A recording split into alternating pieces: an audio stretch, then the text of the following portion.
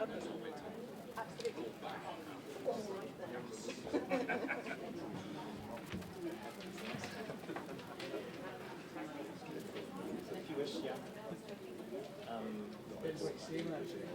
all one word. Max Mitchell. Is that your breath? She's so tiny. You can be my child. You're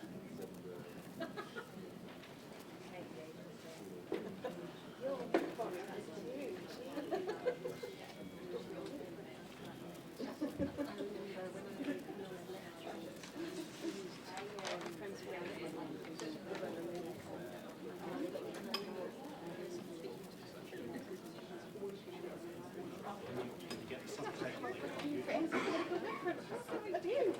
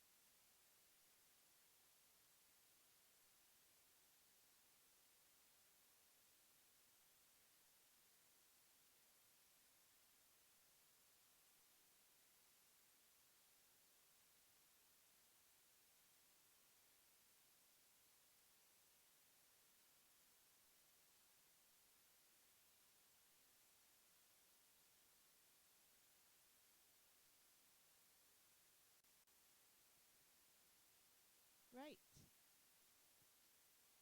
Okay. Welcome to this Equality Representation Coalition Hustings for the SNAP 2017 general election.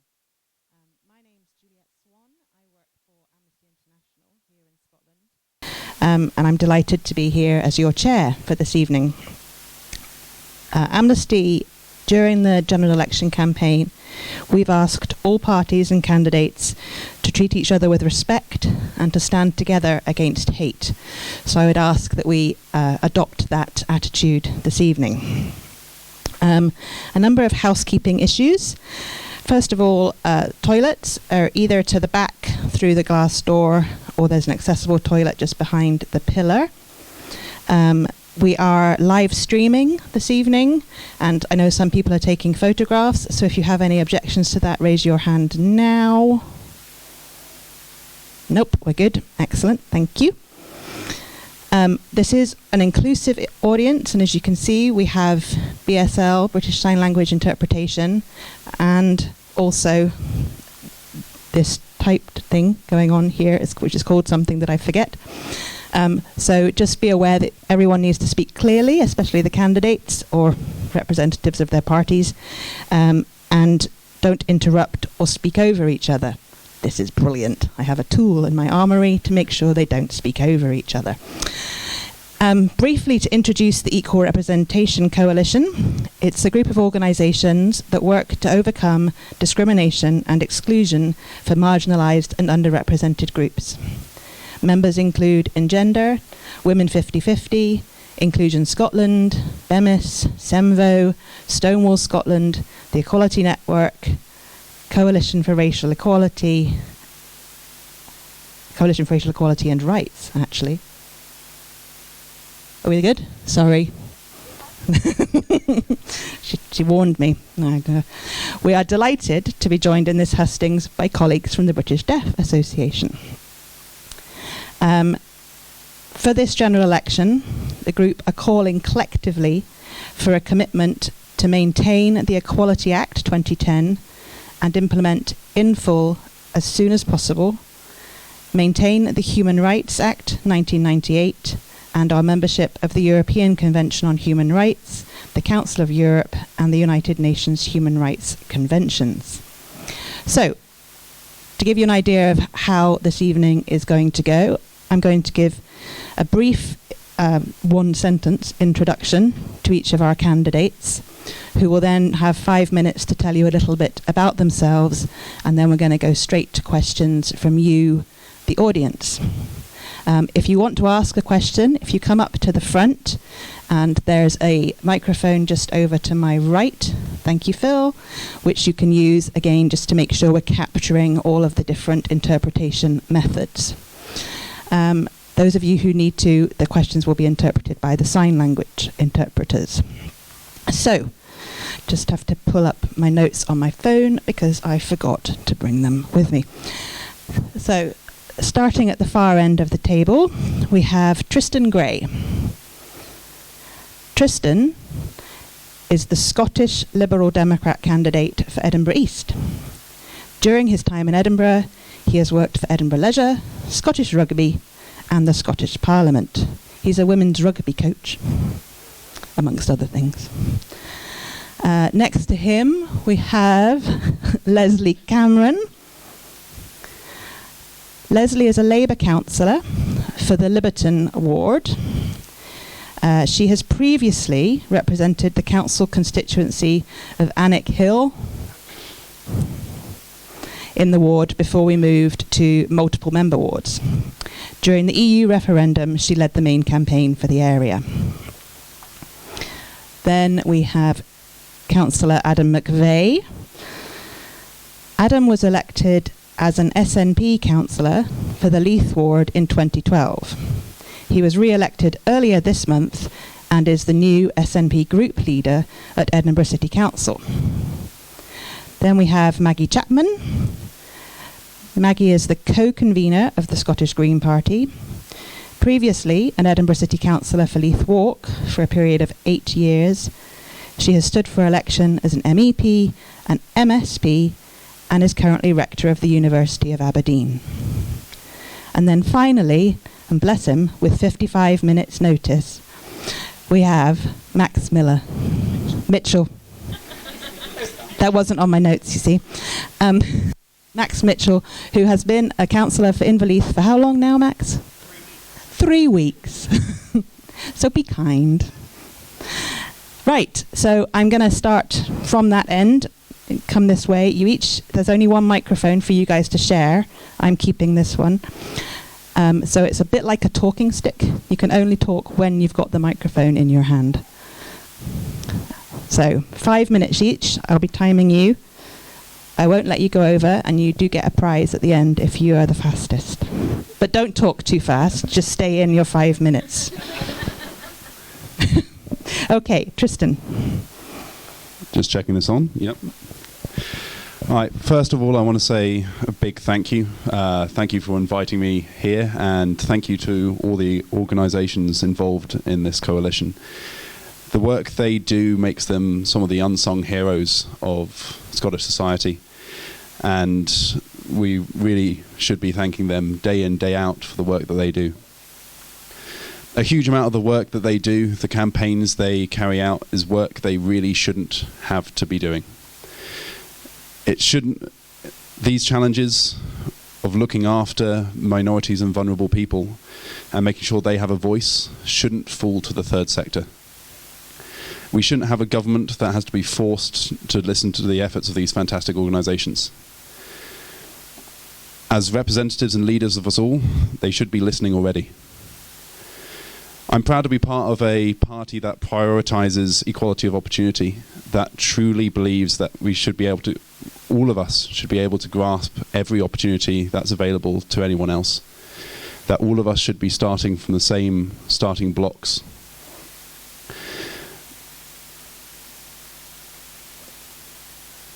I don't believe that anyone should be slave to their circumstances, should be held back by sheer chance, misfortune, or pushed forwards by fortuitous circumstances.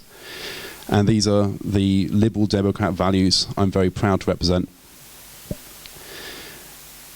These are values that recently have had the Liberal Democrats bring about all-women shortlists in our selection process to ensure that all of our top seats in Scotland are competed by female candidates, and are the ones that led us to champion equal marriage legislation in the last Parliament. Scotland has incredible potential for an open, tolerant and united future, potential for real equality of opportunity, world-class education and the best healthcare the world has to offer.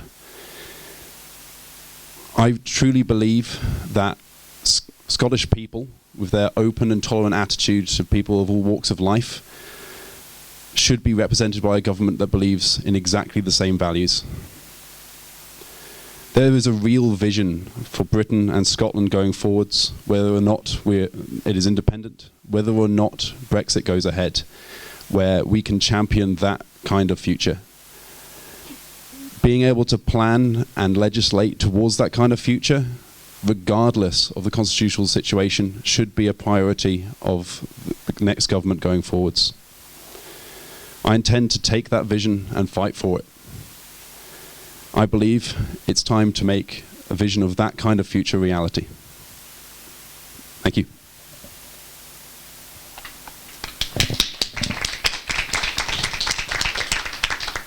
Thank you, Tristan. That came in at just under 3 minutes, so far you're doing well. Leslie, would you like to introduce yourself and say a little bit about what Labour stand for in this general election? Thank you very much. Can you all hear me? Thank you very much. Well, I'm delighted to be here representing the Labour Party this evening. We are the party of equality, and every time we've had the chance to serve, we've brought forward a whole raft of legislation that makes the country far more equal, from the Equal Pay Act, the Sex Discrimination Act, the Equality Act, the Minimum Wage, and introducing Sure Start.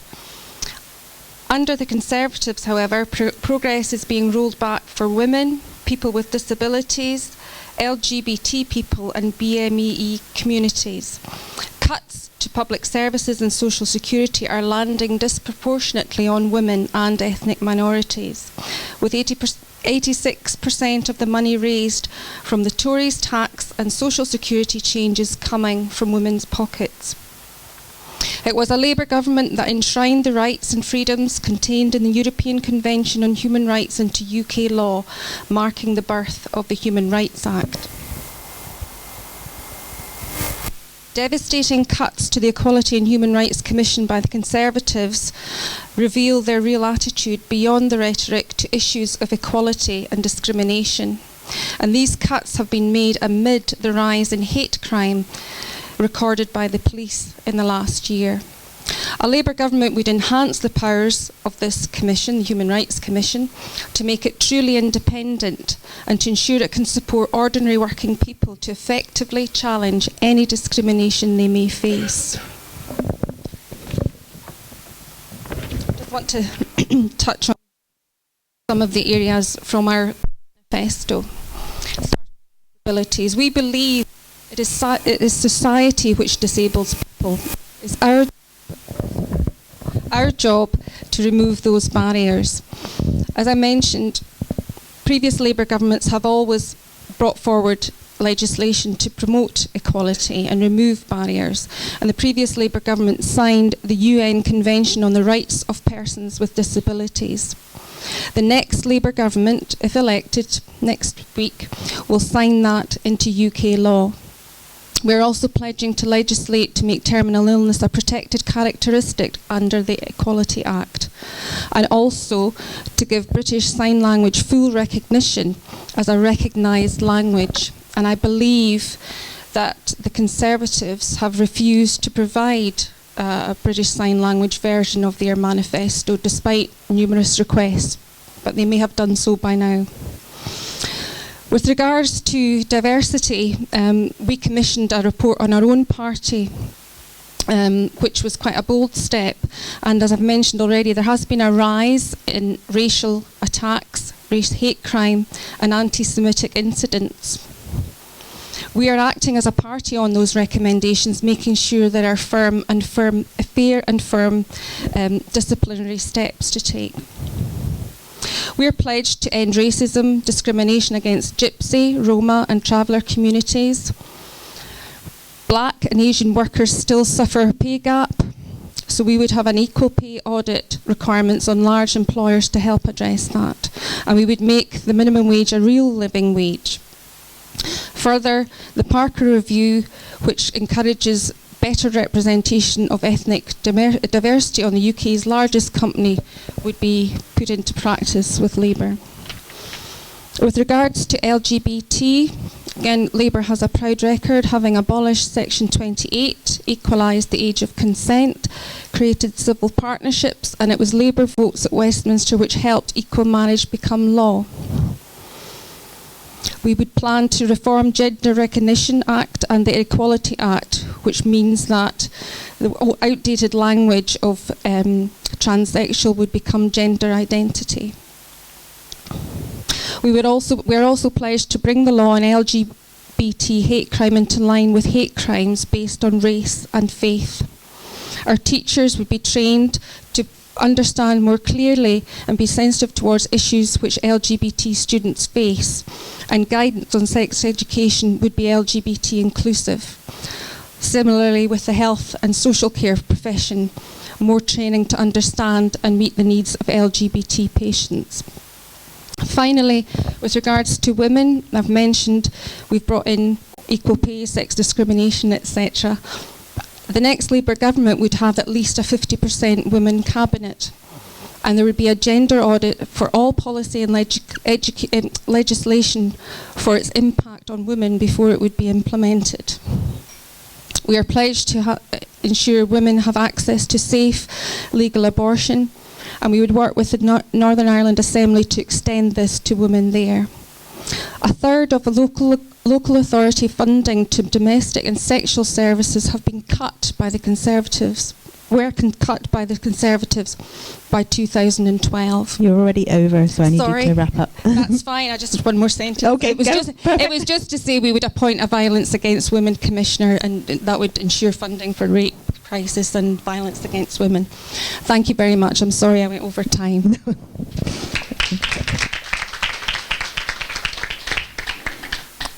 It's always hard to know when to interrupt. Moving on then, Adam McVeigh, if you want to tell us a little bit about what the SNP stand for in this general election.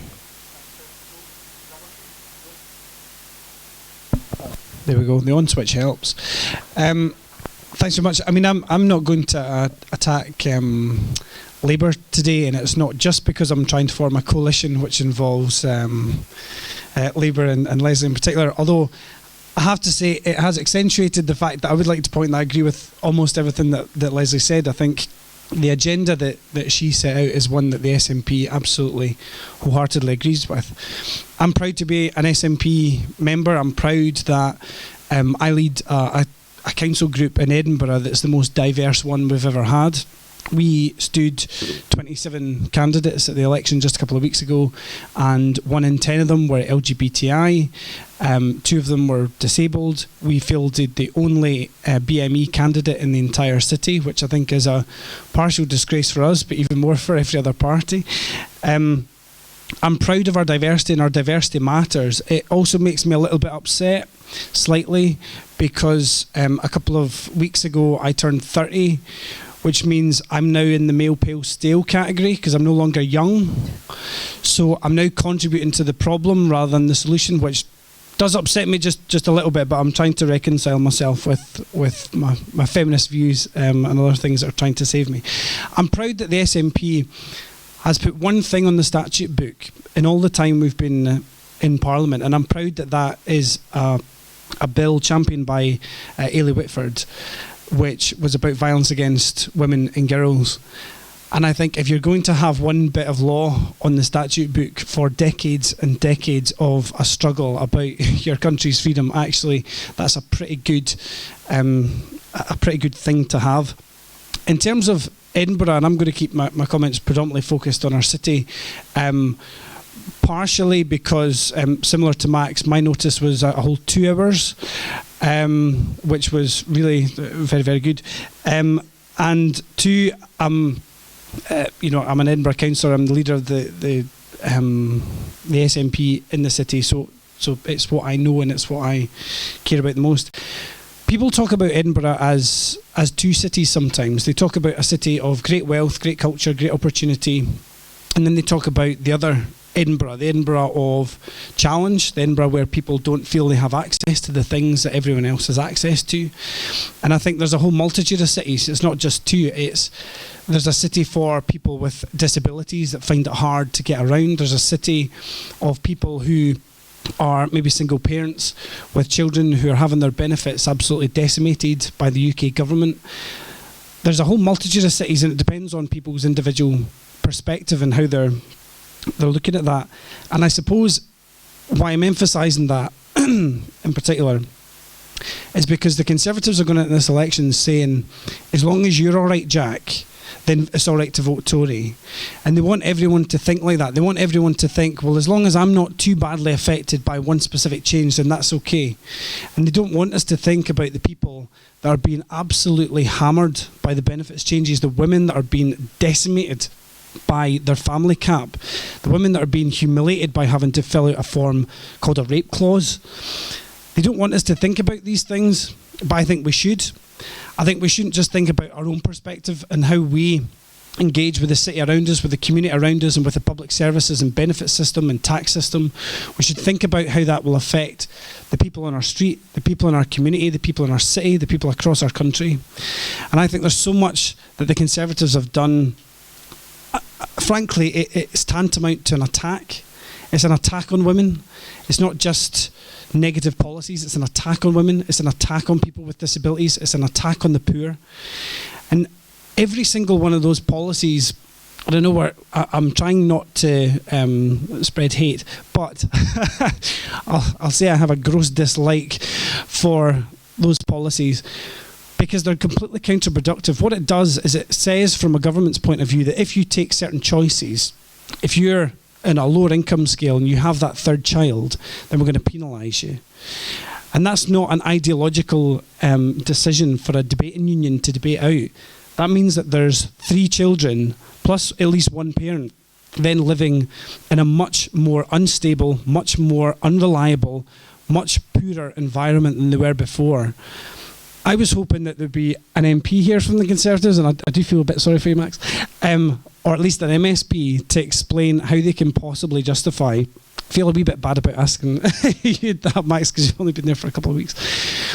But there should be someone. Go and ask your local councillor, go and ask your local MP, go and ask your local candidate from the Tories how they can possibly justify the attack on almost every minority group that exists in this country. How they can justify action to take away the human rights legislation and not even tell you what they're going to replace it with. That's you. Ask them to justify it and then hopefully vote for SNP would be lovely. Labour, depending on where it is, potentially, but mostly SNP. So thanks very much. Okay.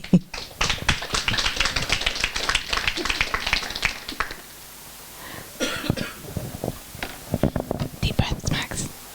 Okay. Maggie, you want to tell us a little bit about what the Scottish Green Party are hoping to get out of this Snap general election campaign, the 3rd in 5 minutes, I believe. Thank you, Juliet. Good evening, everyone. And I'll move over. Is that okay? Good evening, everyone, and thank you very much for inviting me to be here this evening. Thank you for coming. I look forward to hearing your questions and your thoughts on inequalities and discrimination a little later on. Thank you too to all the organisations involved in putting tonight together. It's really great to see the voluntary sector working together like this, and I think us politicians can maybe learn a thing or two from that. As Greens, we are very clear. Prejudice has no place in society.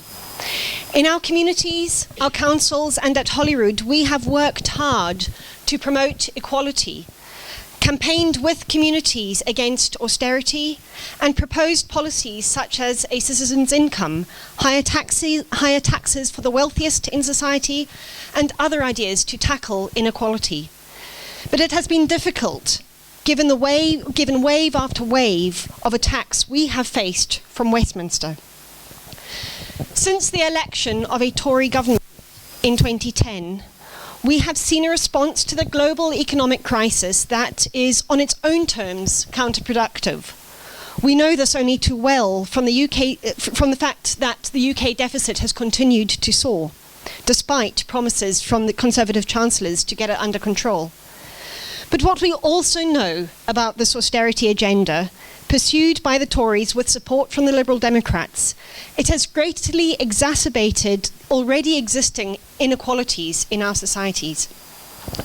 The Conservatives' first budget in 2010 was subject to a legal challenge in the High Court because no attempt had been made to understand the impact on equalities. At the time, the Fawcett Society said that 8.1 billion of the 8.1 billion cuts, 5.7 billion would fall on women. That's 72%. And that the top-line analysis demonstrates a grossly disproportionate and devastating impact so far as women are concerned. Worse was to follow, with year upon year of cuts targeted at women, at disabled people, and the worse off and vulnerable in our society. Even Nick Clegg, who spent 5 years supporting Tory austerity, found that welfare for Osborne was just a bottomless pit of savings, and it didn't really matter what the human consequences were. It is quite clear to me and my Green colleagues that austerity and the consequential attacks on immigrant communities amount to violence, economic violence. It is violence against women, violence against disabled people, against people of colour, and against anyone in society who's demonised as a consequence of their social or individual situations. The impact of this has been devastating on those individuals, but also for society more generally. We know that a more equal society is better to live in, has lower health costs, longer life expectancy, and that these societies are better at harnessing the creativity and the potential of their populations for improving lives even more. This is why Greens have advocated and are firmly committed to ending the devastating attack on social security and are committed to trying to rebuild social solidarity.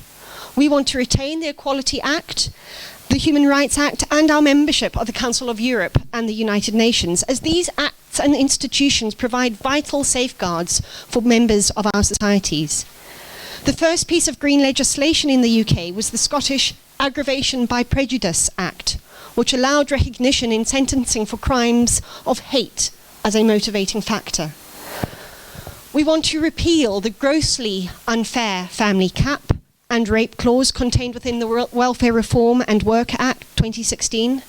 We want an end to policies like Prevent that lead to poor and unequal treatment of young people and people of colour and people whose faith makes them a target. I'm happy to say more about specific policies we propose and approaches to how we tackle inequality in answer to questions later. So at this stage, I will end by saying Greens will always stand with communities and individuals facing discrimination. We will always work to promote equality in our places of work and learning, in the structures of our politics, and in our wider democracy. And we will seek to work collaboratively with other politicians who share these aims. Thank you.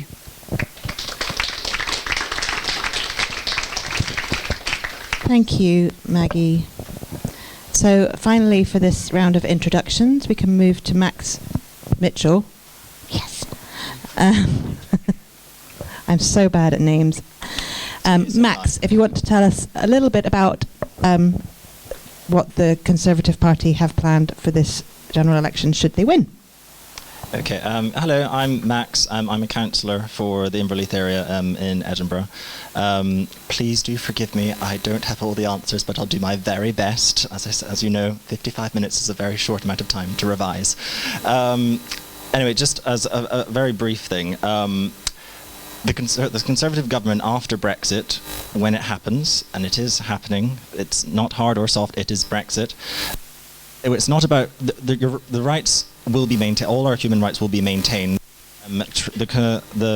Theresa May has already said that she wants to take all of the human rights that are currently in place because of the EU and actually have them in UK law, and if anything, strengthen them beyond that. And again, because of that awful phrase, take back control, we have the tool to do that. We'll be able to make them better. In terms of equality as well, it was a Conservative and Democrat coalition that brought in the Marriage Equality Act. I'm running short of what else to say. In terms of actually going against the European Court of Human Rights, it was an SNP government with its named persons policy that infringed that, not a Conservative government. I'm not quite sure what else to say, but thank you for having me. Thank you, Max. If it helps you win the prize for being shortest. That was my plan all along. Right.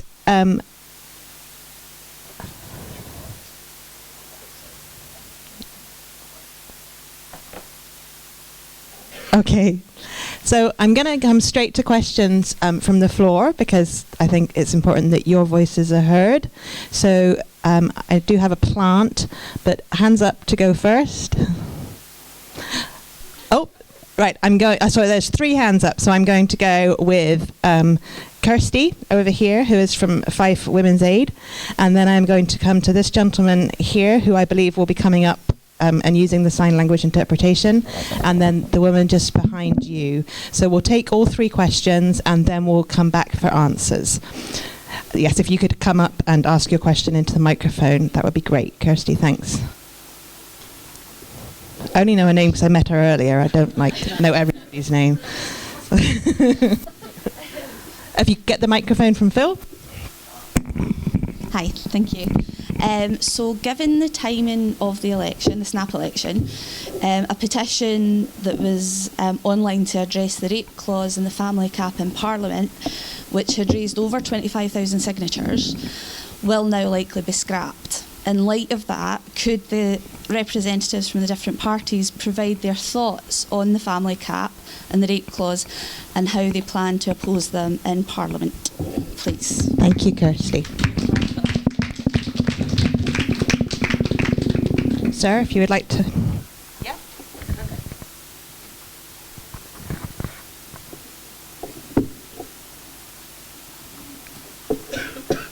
I've got 2 questions.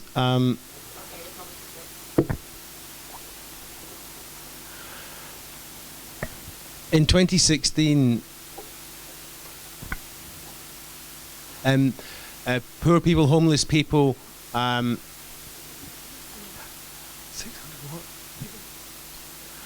was worried about the increasing numbers of people who are homeless and who are destitute and poor. And I saw on television today a councillor, a Glasgow City councillor by the name of, I think it was Susan Aitkins, and was campaigning and saying that they want women's situations to be equal to men, and so have equal pay. I think there was a statistic of women earning 6,000 less. So those sorts of issues are the ones that should be given a lot of attention in this election. Thank you.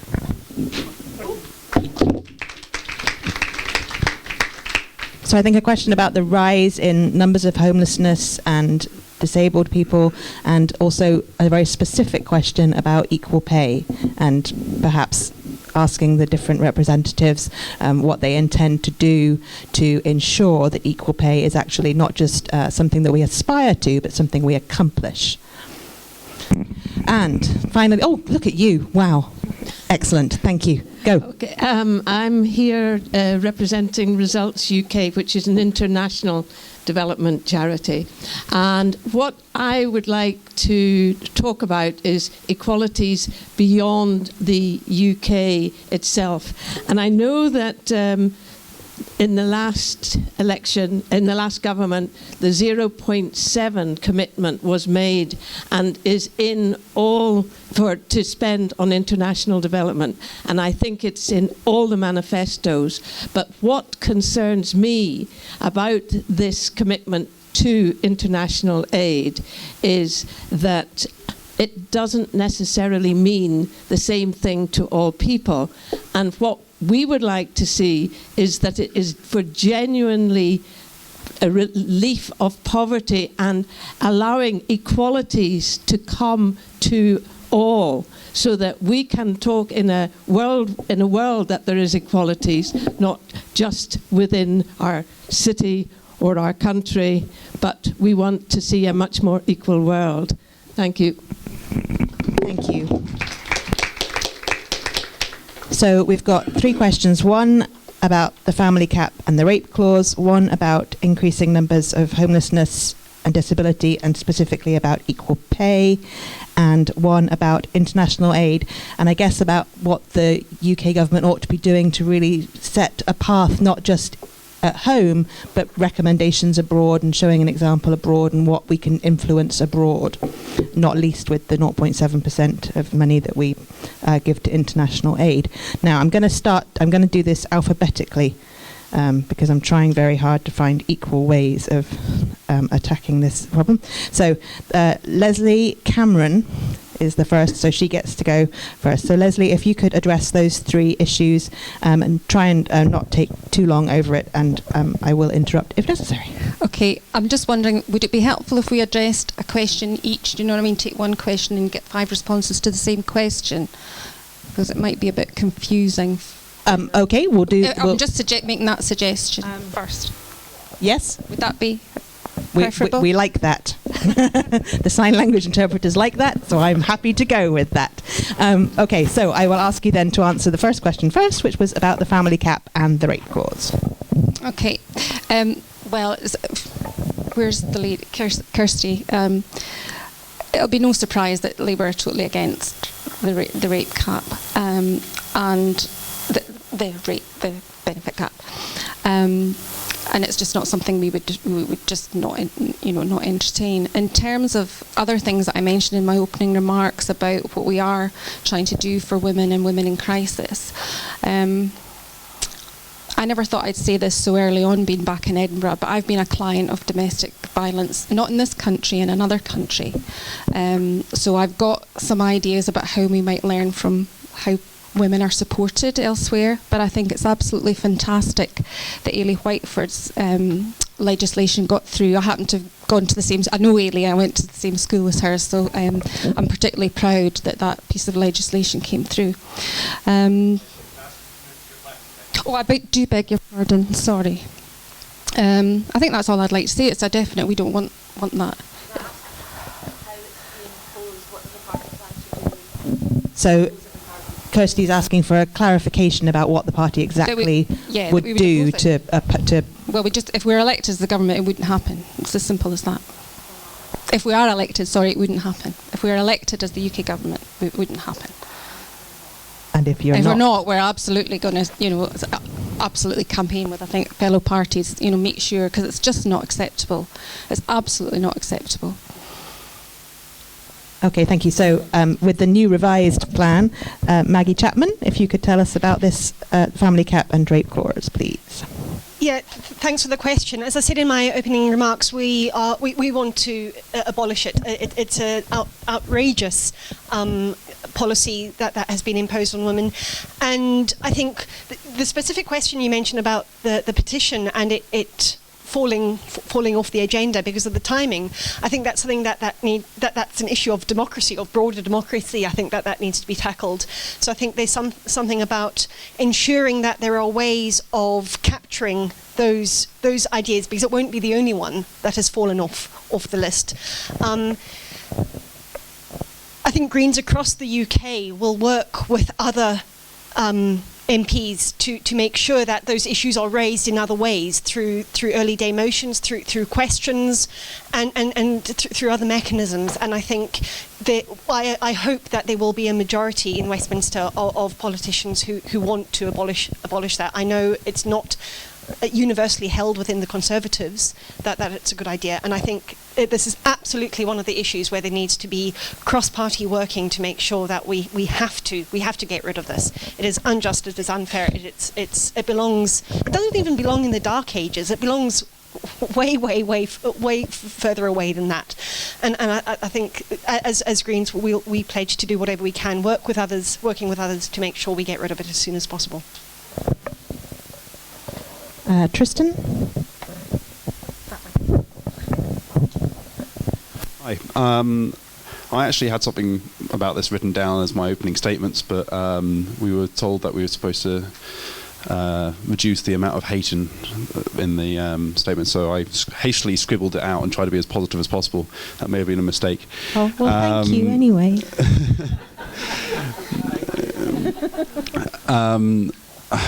Honestly, few things made me angrier over the last 2 years of a Conservative majority than reading about the rape clause and the 2 children benefits cap. It's this bizarre combination of medieval Puritanism and kind of Maoist social constructions that I just couldn't understand how this ended up being part of British politics. It's completely bemused me. Liberal Democrats have been very strict about this. With every vote we have in Parliament, we'd be voting against it. With every voice we've got in Parliament, with every voice we've got at Scottish Parliament, we'd be making sure that we can speak against it. I think Ruth Davison often pretends that she's some other class of Tory. Given that her party at Scottish Parliament voted in its entirety to back the Westminster government on the rape clause and the 2-child benefit cap, I think it's very evident that that's not true. The Scottish Tories are the same as the English Tories. They believe in the same principles, they have the same discipline, they will continue to attack women and force them to fill in these ridiculous 8-page forms to prove that a child was conceived through non-consensual sex. It's horrendous, and I just can't believe it exists, to be honest. Okay, and Adam McVeigh on behalf of the SNP. Yeah, I mean, I'm struggling to disagree with anything that my 3 colleagues have said. The SNP has raised this and had a debate in the Scottish Parliament and voted, and the Tory MSPs behaved appallingly. They wouldn't even take an intervention. They wouldn't even take a question from any other MSP that was going to ask them during their speeches to defend any individual point they were raising. They refused. They showed utter cowardice because they wouldn't defend it. In the council chamber, in the last council meeting that we had just before the council elections, I raised this as an issue in Edinburgh, and I took the form with me just to show the Tory councillors, and the Tory councillors just before the election sat rolling their eyes. That was their response. The response wasn't to side with the people that would be adversely affected. Their response was to sit rolling their eyes at what I was showing them. Alison Thewlis, who's a Glasgow MP, an SNP MP, has been leading the charge on this, and she has absolutely put a torch on this issue. And I think when you look at the petitions, and I think it's a very pertinent point that you raise about the petitions, when you look at the postcodes of the people who have signed that petition, and I'm one of them, by the way, they are very heavily weighted in Scottish constituencies.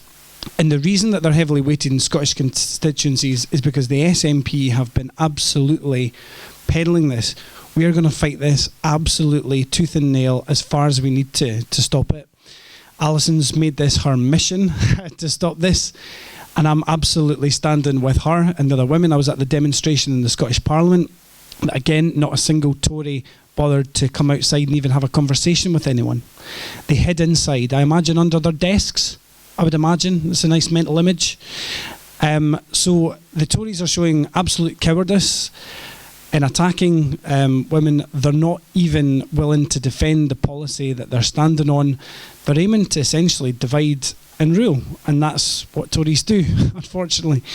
I'm going to be standing alongside Alison Thewlis, Nicola Sturgeon, and the Labour politicians, hopefully, that will line up beside us as we fight this absolutely every day until the Tories realise just how disgusting a policy that it is. Right, and by accident of alphabet, I'm sorry, Max, you have to respond to all four of those. It's nice that we're united about something. I was going to say, so, you know. I mean, have there been briefings for you about this sort of thing? Because obviously this is quite a contentious and high octane topic at the moment. Yeah, I won't lie. I've been very focused more on local things such as roads, bins, social care and the like, so I don't have a lot to answer on it. I'm very sorry. I don't have a lot to say in terms of defending it or promoting it. Again, I'm sorry I don't have a better answer for you all, because I know this is a very important issue for a lot of people. What do I think? From a personal point of view, I mean, I like to play devil's advocate a lot of the time, so I can look at it from both sides, and I always think it's important to look at it from both sides of the argument. I think part of it is to do with choice as well. Everyone is entitled to have children. You can have children, but then the point is, beyond that, it's not. I think when it comes to this so-called rape clause, then it's not necessarily a good, and it's not a good thing. But it's, I don't know what to say. I'm sorry. I think that's kind of okay. I think. Well, yeah. I mean, I think I was interested during the local elections. Obviously, it came up as well because we didn't know we were having a snap general election. And I think, I mean, there is a question about impact, as I guess you'll know, being from Fife Women's Aid, on local services. So I do think it's something that maybe needs to be, that as a whole, your party maybe needs to think about what the impact, she says, completely avoiding her neutral chair status. But I'm trying to be nice and saying, you should maybe go away and say it was really hard. Can I have an answer, please? Yeah, I mean, my email address is on the council website. I'll look into it better for you. I realise that I've not given you a good answer at all, and I wouldn't accept that from me either. If you would like a better answer from me, please get in touch. I will research it properly. I mean, I know I'm trying to make excuses for myself, but really, I was asked really not that long ago, and if you want an answer, get my email address on the council website, email me, and I'll give you a proper response rather than just saying, I don't know. Okay. If that's okay, I'm sorry. Thank you. Is that a follow-up, Peter? Is it a short follow-up, Peter? If you could come to the front. So just a follow-up question from the audience. If you just give us 2 seconds.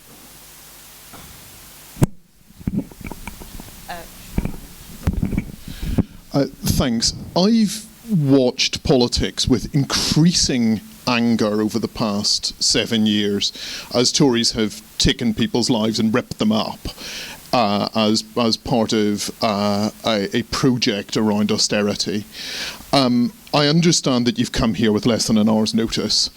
I also understand that parties were asked to send candidates, were asked to send spokespeople. The fact that we've got someone from the Conservative Party at less than an hour's notice puts you in an invidious position, a position you shouldn't be in, but it also speaks to your party's disrespect for the organisations that are represented here today. It speaks of a disrespect and a contempt for people's lives and for the most vulnerable. And I feel really sorry that you can't give us these answers. I think it would be good if you could go and find out about the impact of your party's policies on people's lives, because I'm quite surprised that you come here without any knowledge of that as an elected representative. And I'd like an assurance from you that you're going to go away and tell your party that they need to take these issues a hell of a lot more seriously because they're actually relevant to people's lives. And when you spend your time talking about divisive referendums, I can tell you what's really divisive, and it's your attacks on poor people, on people who are disabled, and the people whose lives you've wrecked over the past 7 years. And I want an assurance from you that you're going to go to your party and tell them to take these things a hell of a lot more seriously.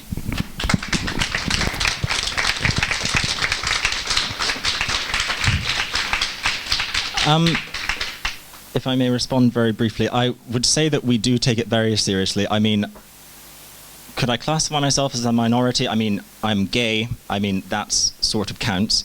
My eldest brother is severely mentally ill. I help my mother in caring for him, and in terms of social care for him that have come from an SNP and Lib Dem council from before the most recent one, and then SNP and then Labour one, he has only ever been mistreated by the people that have been supposed to look after him, and were it not for a very big support network from my family as well, that we're in this situation that he would not, I mean, it makes me so upset to think there are people across our city that have been let down by the council, the situations that have been going on over the last 10 years. Let me tell I have felt welcomed by my party, the support that they have given my brother as well.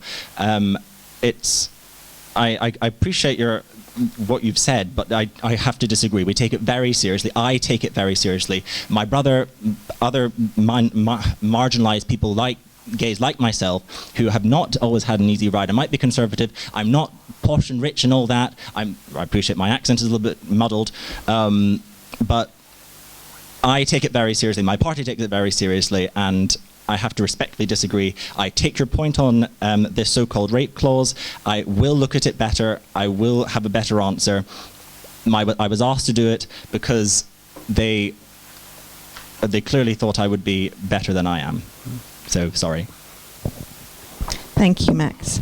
So we'll move on to the second part of the second question that we had, which was to do with an increase in homelessness and more disabled people, but also quickly on equal pay and what you might do about equal pay. I'm going to let Max have a wee breather, and Maggie's nodding at me vociferously, so I'll go with her, and next time you won't get to go first.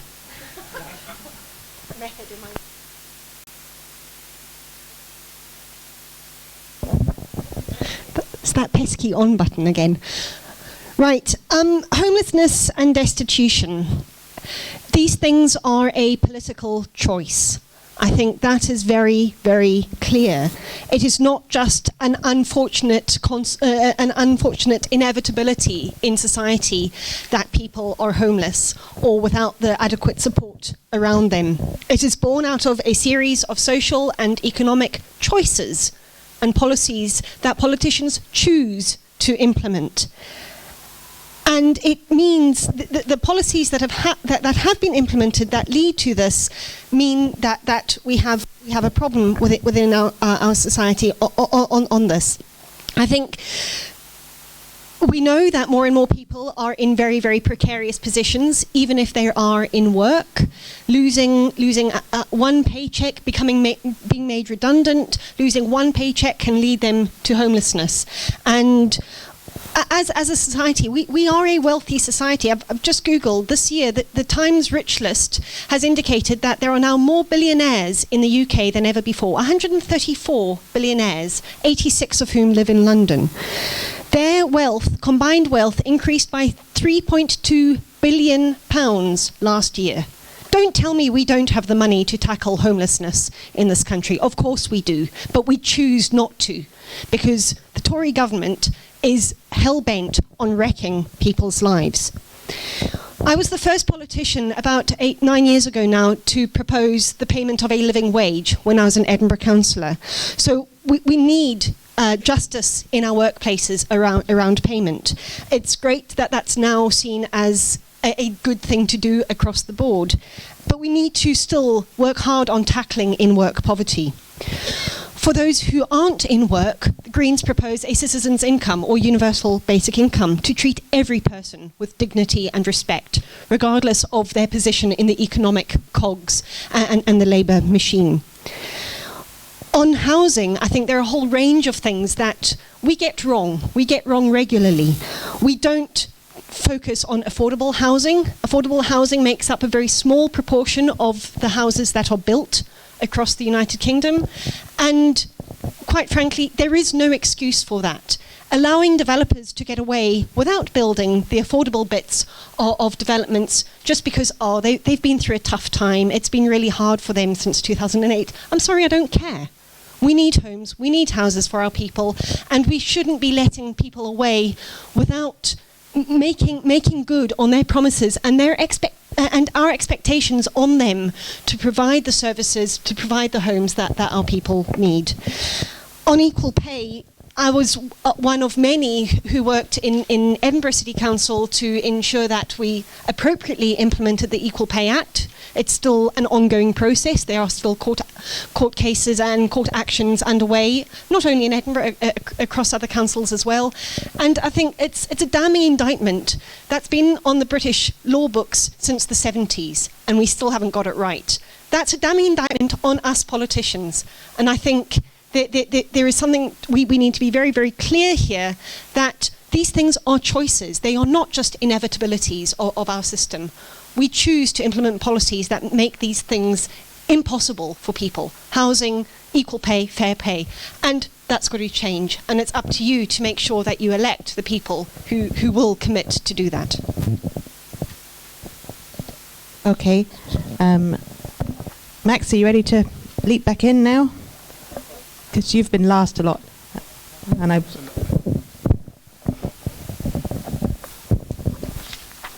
So, increase in homelessness and disabilities and equal pay. Comments? Well, as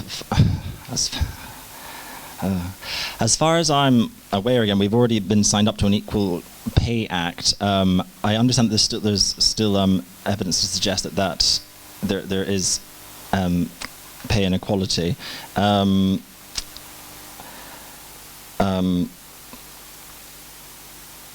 Would you like to see equal pay? I mean, it's not working, the act, basically.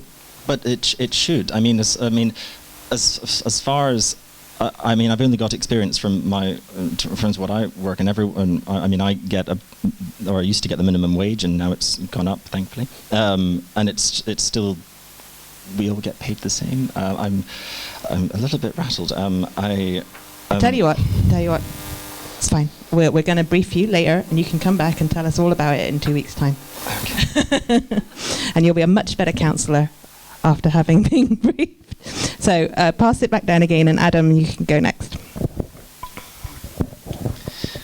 Thanks very much. A lot of this stuff is actually local, which is quite good because it's in my wheelhouse.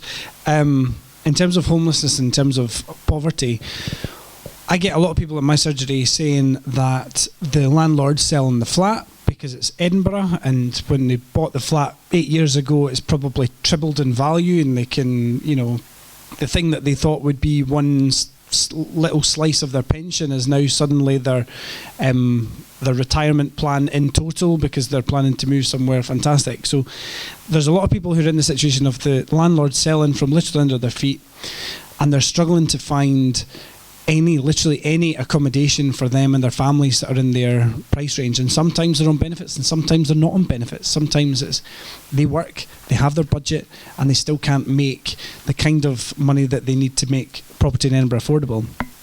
In terms of our capital, that leads to people being made to present as homeless and in need of temporary accommodation, because sometimes they don't have housing lined up before they're moving to the next place.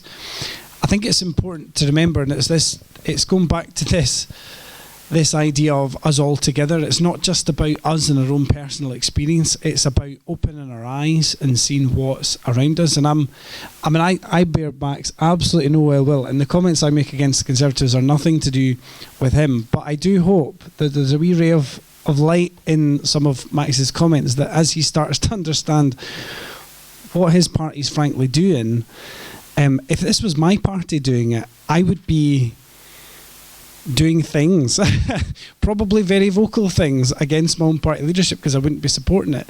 Luckily, I'm in a position where my party, I think, are doing the right things on this stuff. But the more people within the Conservative Party that are joining this agenda, I think, will be the benefit for us all. So in terms of homelessness, if we can build more houses in Edinburgh, we can try and address some of the issues that are causing landlords to act in that way. So in the SNP and Labour, we're going to try and build 20,000 houses in the next 10 years to try and soak up some of that demand and try and make sure that people have a house that they can live in. that'll be low-cost housing to make sure that the market is responding in the right way.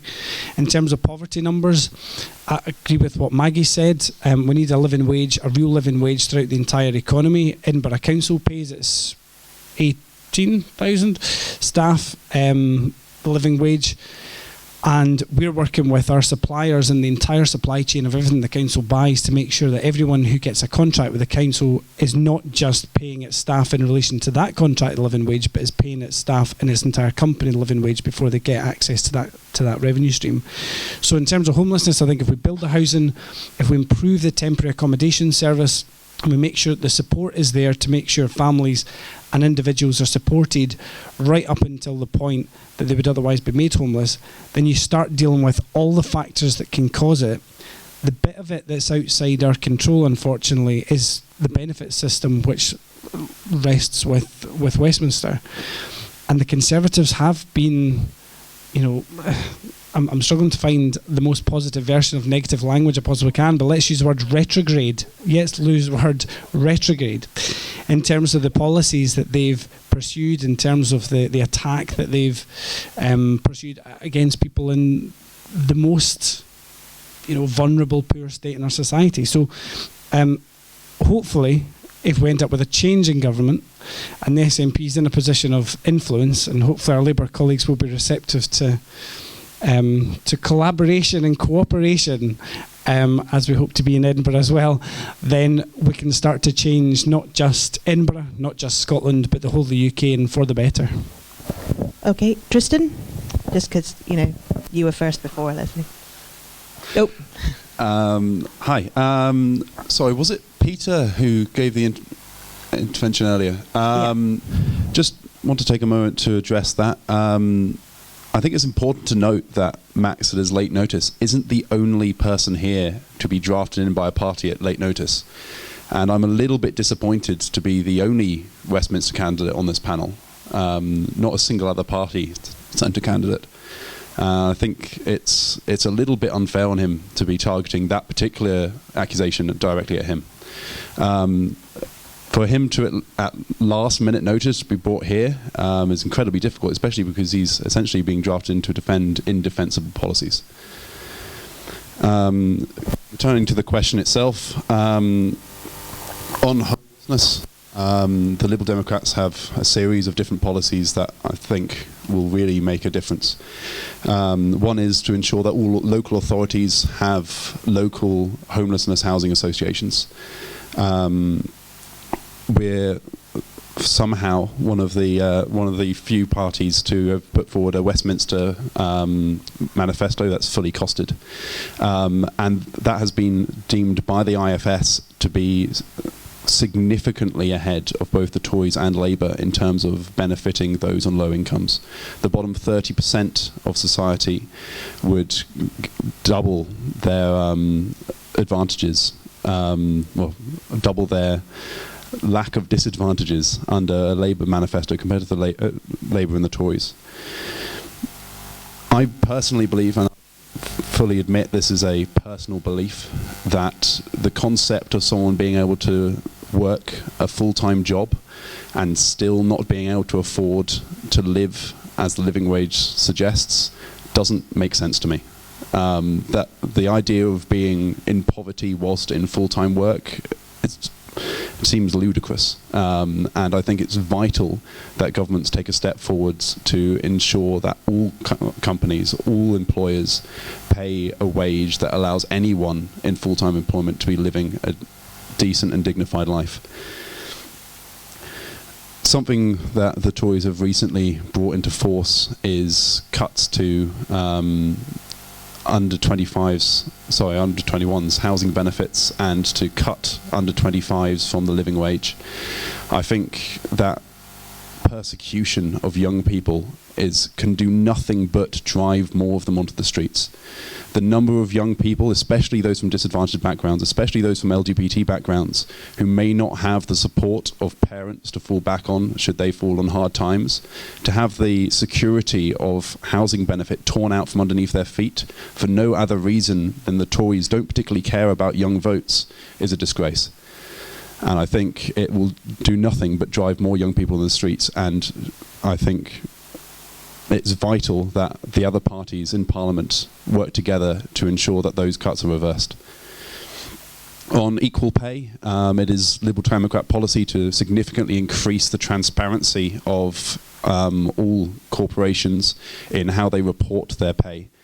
I think that's incredibly important to ensure that the Equal Pay Act actually works as an Equal Pay Act. And as a secondary thing, I'm aware that I'm speaking as a man here, but I think it's incredibly important that there are more women in Parliament. The more women there are in Parliament, the more chance that these kind of acts will actually be properly enforced. And that's why the Liberal Democrats use a all-women shortlist system for all target seats not being run by an incumbent. Okay. So Adam's just, meeting his needs, so don't think he's running away. I felt it was just, he probably didn't want me to share that with you, but I just thought, it seems a bit rude, really, doesn't it, just to run out like that. Anyway, so Leslie. Thank you. I would just like to echo Peter's remarks. Peter, chap at the back. It saddens me, it disappoints me that there aren't Westminster candidates in all the parties. It really is, and I will be taking a message back to my party.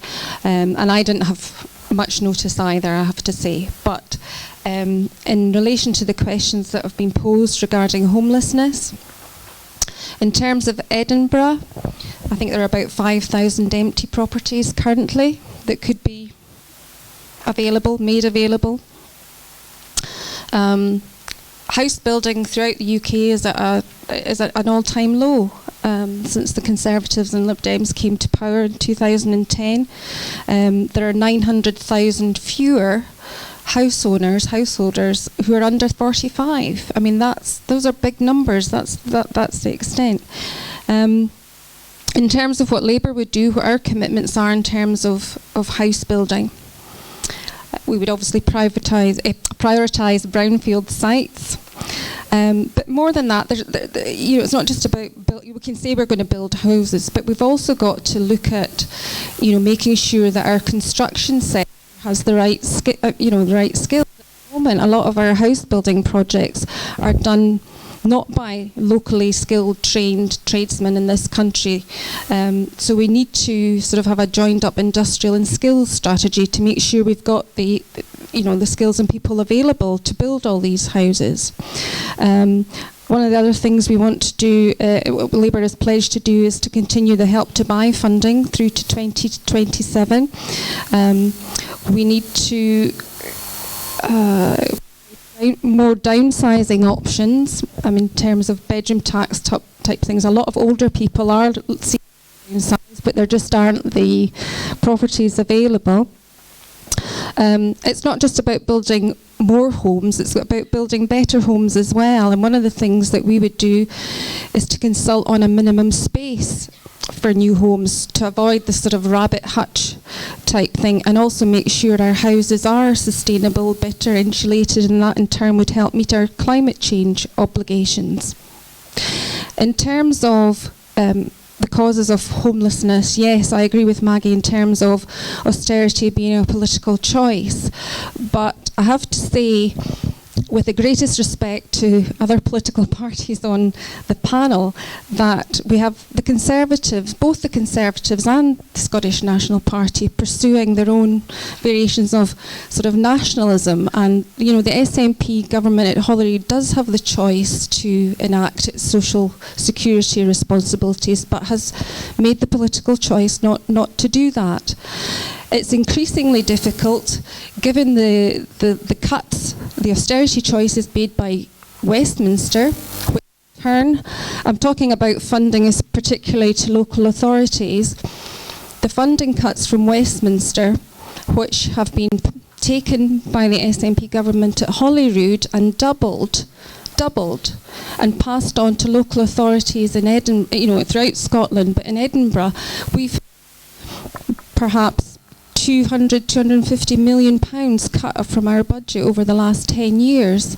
So that impacts significantly, not just on to build homes, but also to help and support people becoming homeless, who are becoming homeless for whatever reason.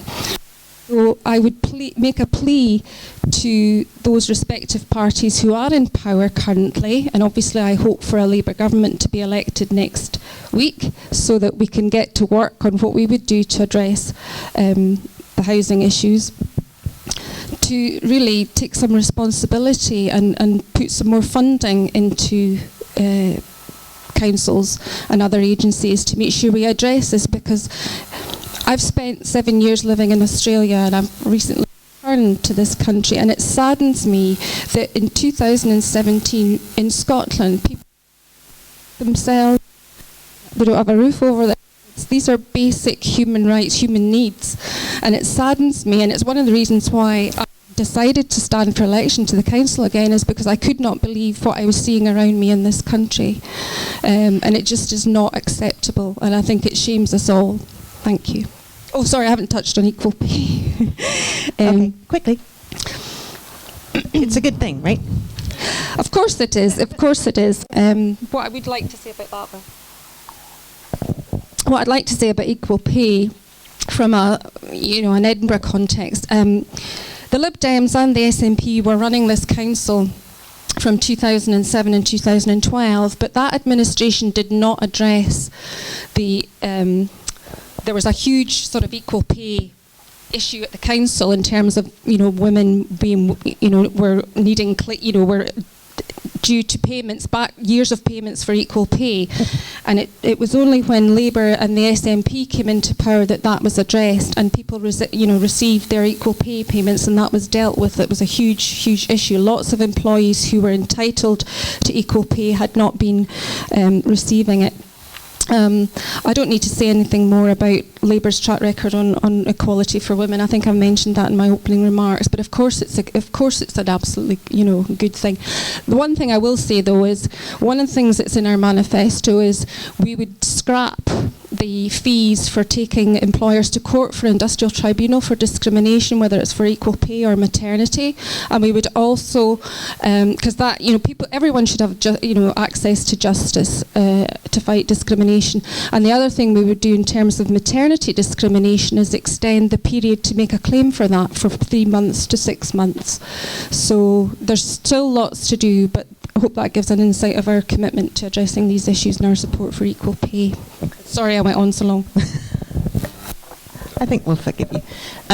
Okay, so the final question that we took from the floor on this round, but I will come back. So get yourself ready. I've noticed there's someone in the middle there and here. Hold on, because we're just going to answer the third question first.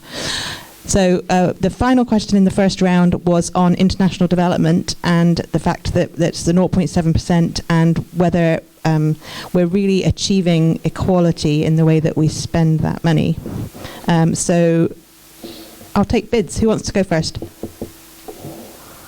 Hey, hand up at the end. Tristan. I figured it would get me out of doing it next time. It was the Liberal Democrats in the last Parliament who defended foreign aid from right-wing Tory attempts to cut it during their attempts to cut literally everything they could. I agree that there are current issues with where this funding goes. Saying that 0.7% goes to foreign aid doesn't necessarily mean that it's being sent to the people who need it most. A little bit too much of foreign aid is used as somewhat conspicuous foreign bribes. And I think we could do a lot more in terms of regulation of the bodies that take this foreign aid to ensure that it's going to the people who need it most. The 0.7% should be considered a minimum amount of foreign aid that goes out to international organisations and to countries that need it most. And this aid should be going out and ensure that it is going straight to those who need it.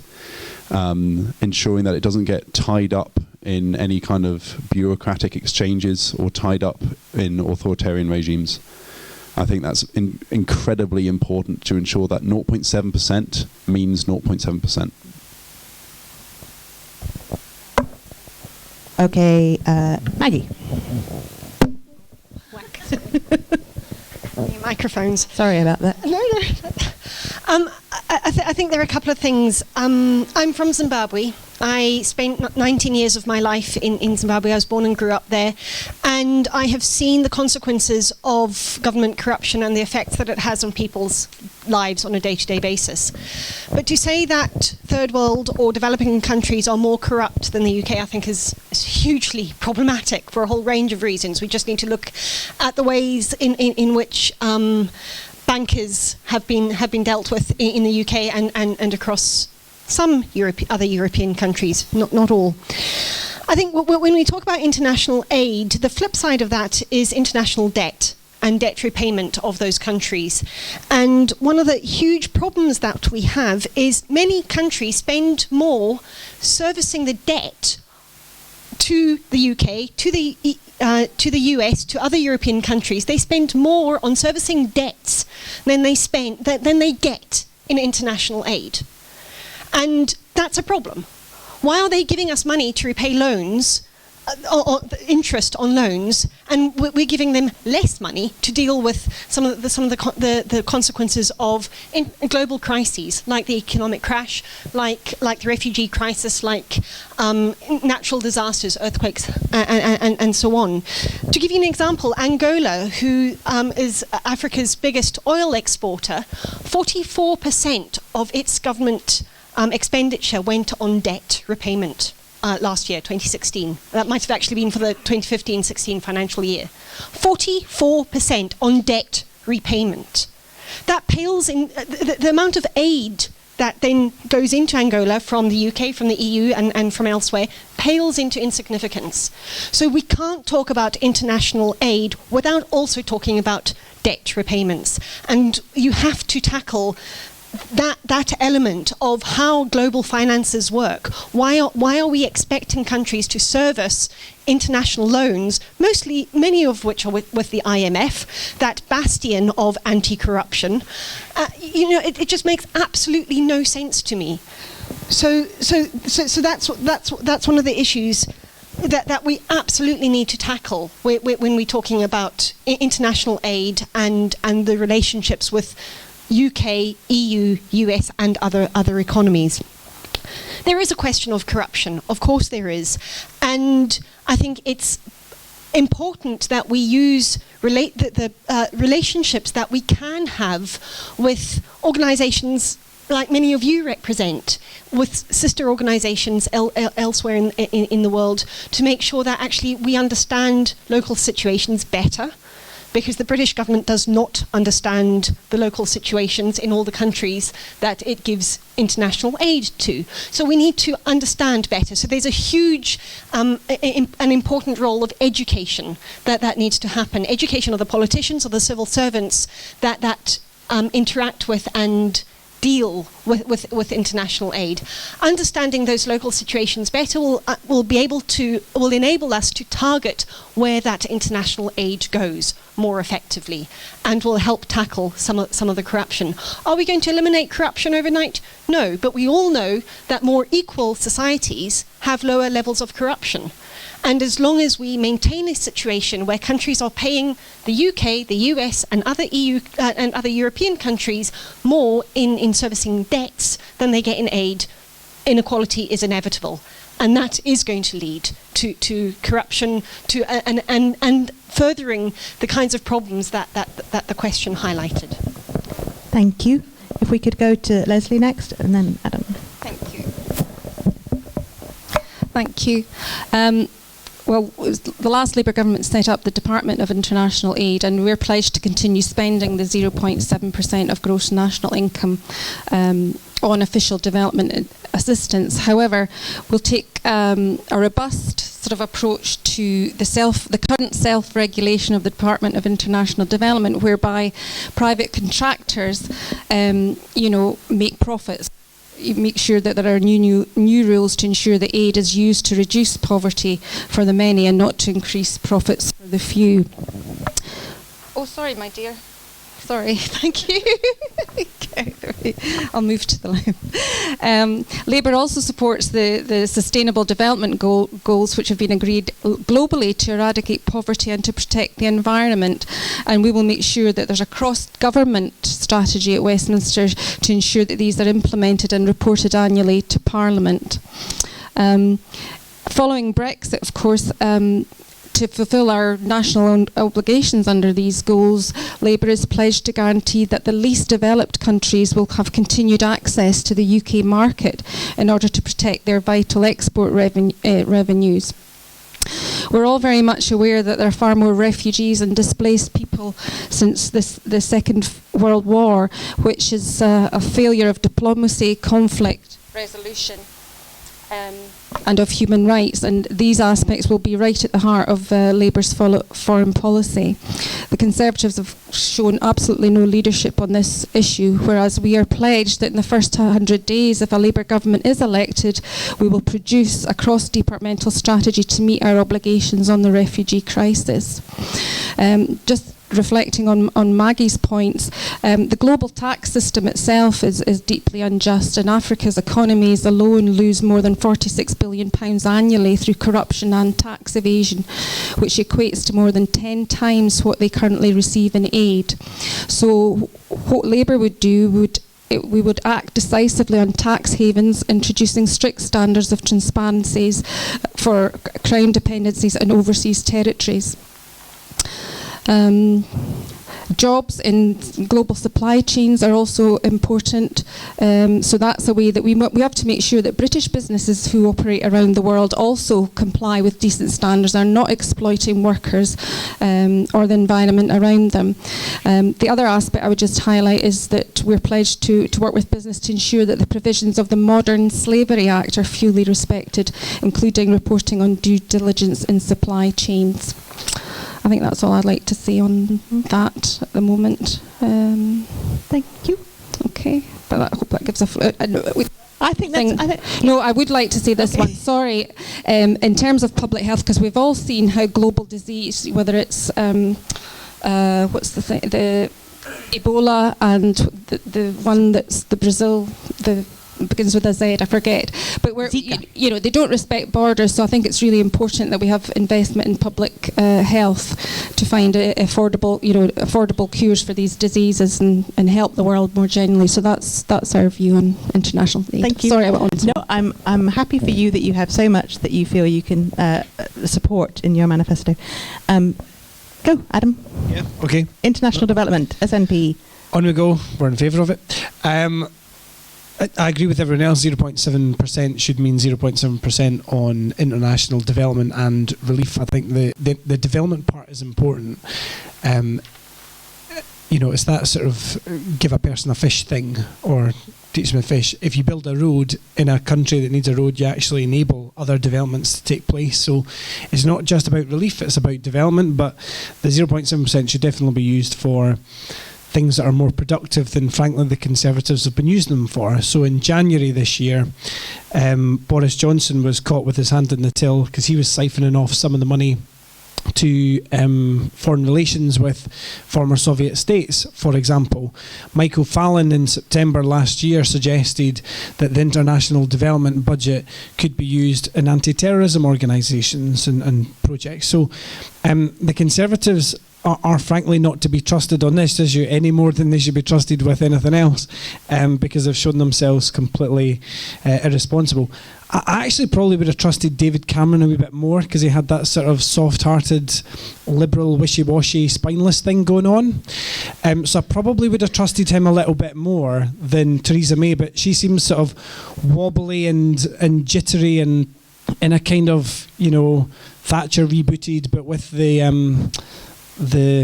bugs of last time not fully ironed out. So I'm afraid I don't trust any of the government ministers from the top down on this. They have a record of being caught with their hands in the biscuit tin. The SNP completely supports the internationally recognised development assistance criteria of how we should be using these projects, and I'm afraid for the Conservative government to do anything else is frankly it's trying to hoodwink people. It's saying that they're compliant with a 0.7%, and then they're using it for not the internationalist agenda that we'll want to see in helping our fellow man, but they're using it for a right-wing agenda. Shocker. Yeah, anyway. No, there's quite a lot I could say about that. But it's not my job. Terribly unfortunate. Max, what do the Conservatives think about international development? Well, we are committed to the 0.7%. Ruth Davidson was a big advocate for that. She was down promoting it, ensuring that it was going to be part of the manifesto, and it is. I think it's like the least we can do. It's important that ensuring that things like poverty across the world, inequality is like stopped, but reduced until it can be stopped altogether. I mean, certainly in terms of misuse of funds, whoever is doing that, if it is happening, then we would have to readdress the law in terms of what is the definition of international development spending in that sense. But no, the Conservative government is committed to the 0.7%. Thank you. Right, so I'm going to take one question and go for answers because I think that's going to work better if I'm talking too fast. Do it that way. No, I'm good. Excellent. So I'm going to go with this gentleman in the blue top. If you want to come to the front and ask your question, and then I'll come over here. But I will get them to answer the question first. That one there.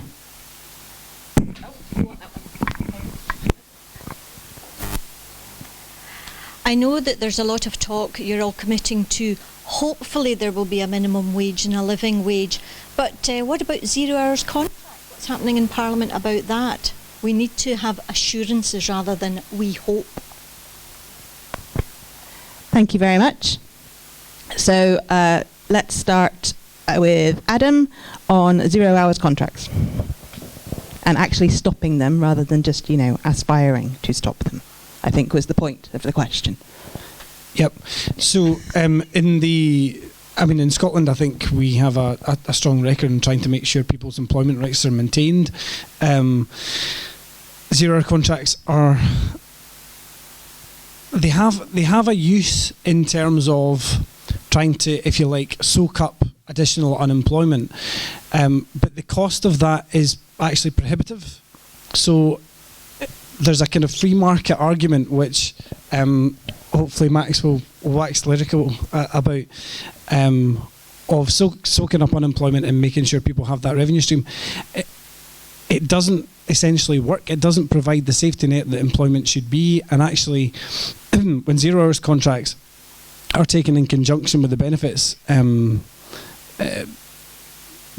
regime, they don't mesh well together. Essentially, people end up in a kind of trap of not being quite unemployed enough to qualify for the benefits that they need to support themselves and their family, but in work and not able to earn enough money to survive week to week. So the insecurity of employment, I think, is something that needs to be addressed. The SNP, I think, would love to have the power devolved to the Scottish Parliament, and that may be the easiest way of Westminster just getting us to go away. If they just devolve it and then we can solve it in Scotland, then we can do it and hopefully bring it to an end in Scotland. And the council, we're looking to to bring it to an end, and I think in Scotland we'll be aiming to bring it to an end. I appreciate we're not aiming to form the administration, if you like, in Westminster. But I'm absolutely sure that our Labour colleagues, who might just be a few seats short, will be able to be helped into action. Okay, who wants to go next? Tristan's always happy to go next. I'm going to let Tristan go next. He's actually a candidate. Thanks very much.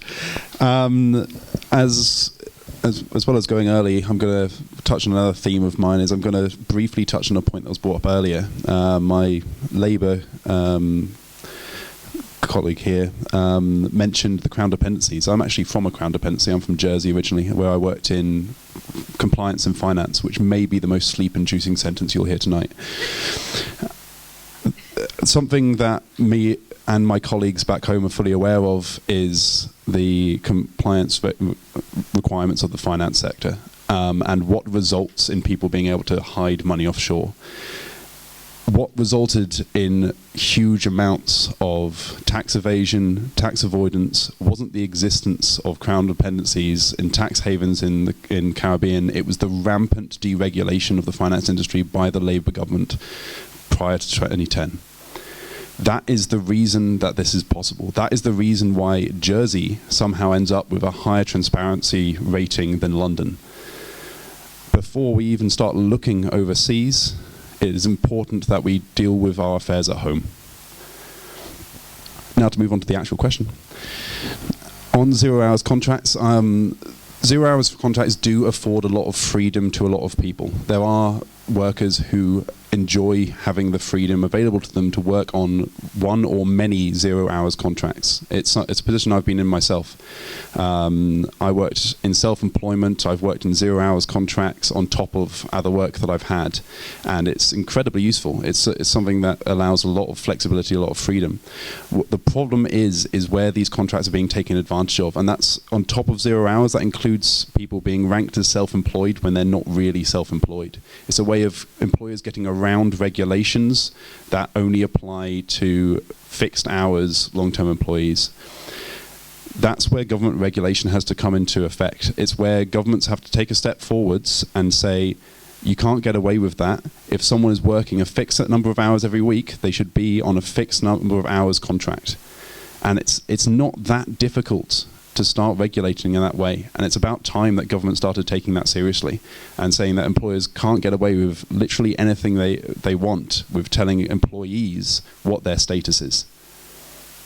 I think that's the main step that needs to be taken forward. As I mentioned earlier, I find it ludicrous that people can be working a full week of work and still not be able to afford to live with dignity.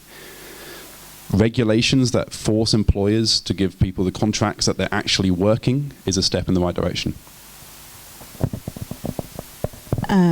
Let's come to Maggie next. Thanks for the question. I think assurances rather than hope, you talked about, that's really quite important. We've been told a few times recently that employment rates in the UK are lower than, unemployment rates are lower than they have ever been.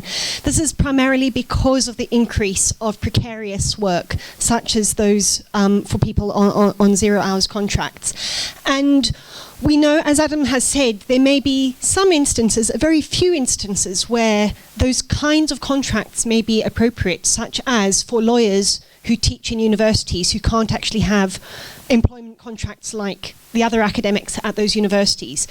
But they are mostly, and the vast majority of 0 hours contracts are abused, and the employees are abused. They are exploitative, and that's inappropriate.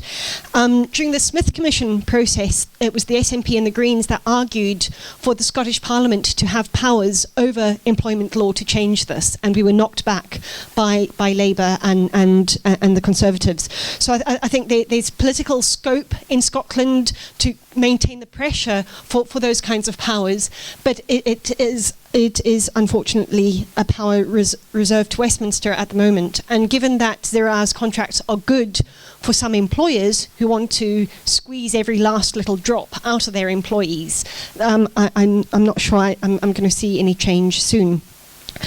But there's a bigger point here. The only reason why we have an increase in 0 hours contracts and other precarious work contracts is because we have an economy that does not contain jobs that are fit for the future. It does not contain good, sustainable jobs that pay well, because we don't have our economy has been managed in such a way that we have had industrial strategy ripped out of it over the last 40 years, and that needs to change.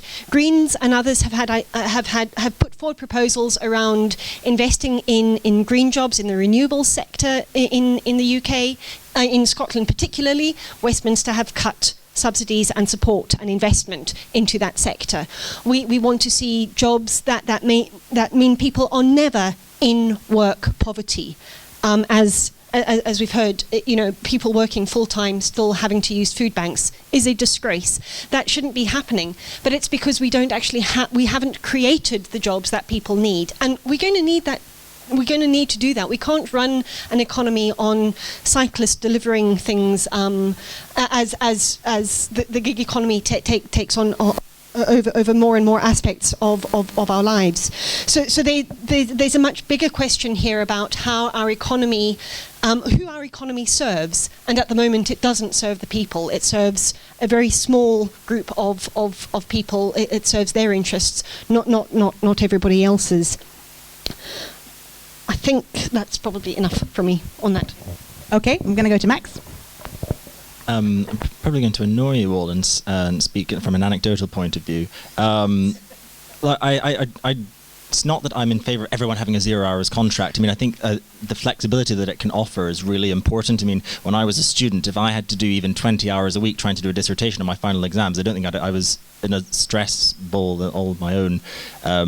And you couldn't do that whilst trying to have a job, and so it's that sort of thing. And I think Maggie raised a good example as well about lecturers who are also lawyers. I mean, it's you might not like the example, but I've been needing more hours with my present contract at the supermarket I work in, and so they can give me more, but they can't give me fewer.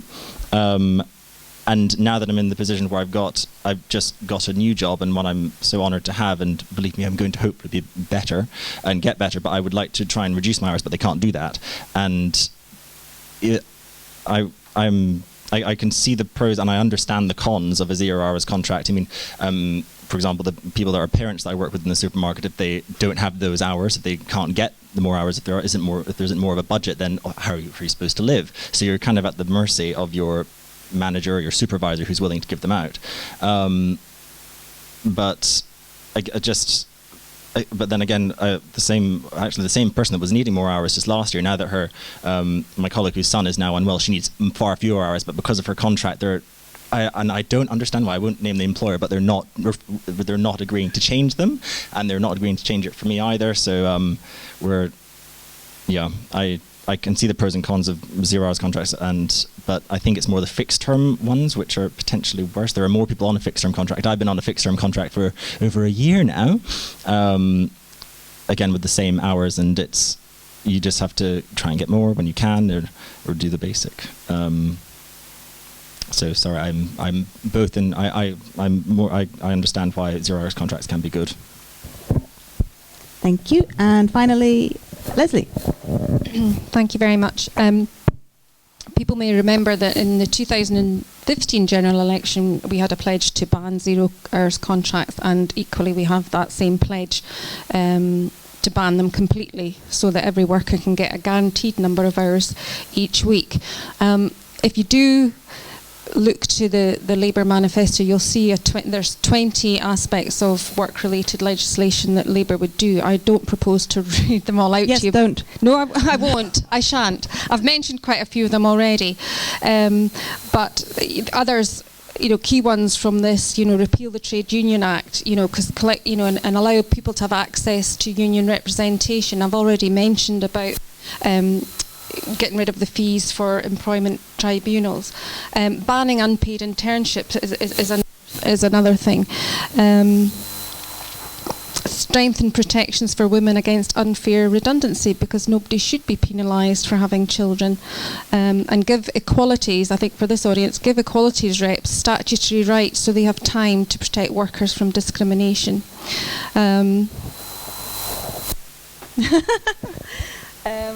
But I would suggest you look at the manifesto, particularly for this. It's on page 47, 48, because it does sort of set out very clearly the various steps that we can take, not just to ban 0 hour contracts, but to help get, as Maggie said, a far stronger economy that's based on more skilled work and jobs for the future. Thank you. Other manifestos are available. I thought that was quite funny. Okay, next question. I'm going to go to this lady here. So yes, if you come up and take the microphone. Hi, excuse the Australian accent. Donna Pickett, chairperson of Save Milton Woods campaign. Couple of questions. First one is, how many people in your party meet the 50-50 and 1 in 5 targets? The other one is, how come there is such a lack of disabled housing available, social or otherwise, forcing disabled people to use bad landlords, as well as having to pay a hidden bedroom tax? And Leslie opened up something very dear to my heart, which is the use of brownfield sites for housing and protection of the environment. Why are we choosing to build on greenbelt and losing open spaces?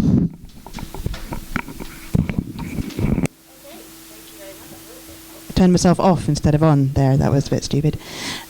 Okay, so question about greenbelt and what was the first part again? Oh yes, so 1 in 5, which is the campaign to promote people with disabilities in working life and in politics, because 1 in 5 of us suffer from a disability of some sort. And 50-50 obviously is gender balance, 50-50.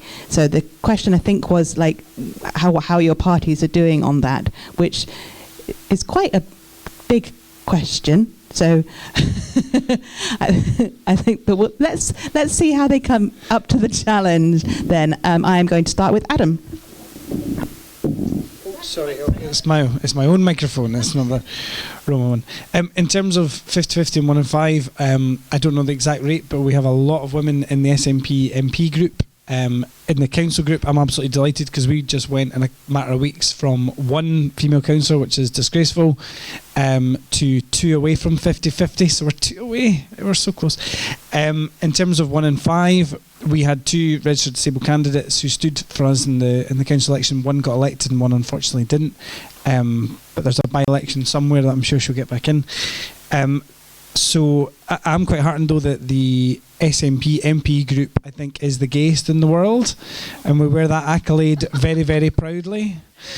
I imagine it comes in the form of ribbons rather than badges, but we wear it very, very proudly indeed. In terms of social disabled housing, you're absolutely right. It's a huge issue. I'm incredibly proud that in my ward there was a huge, and this actually touches on your third question as well, a huge area of brownfield site in Western Harbour in the north of the city that were developing and building thousands and thousands of houses. And when you go around and walk around those developments, more or less all the ground floor flats that have been built there are built disabled friendly. So they're wide enough doors that you can wheel a chair into.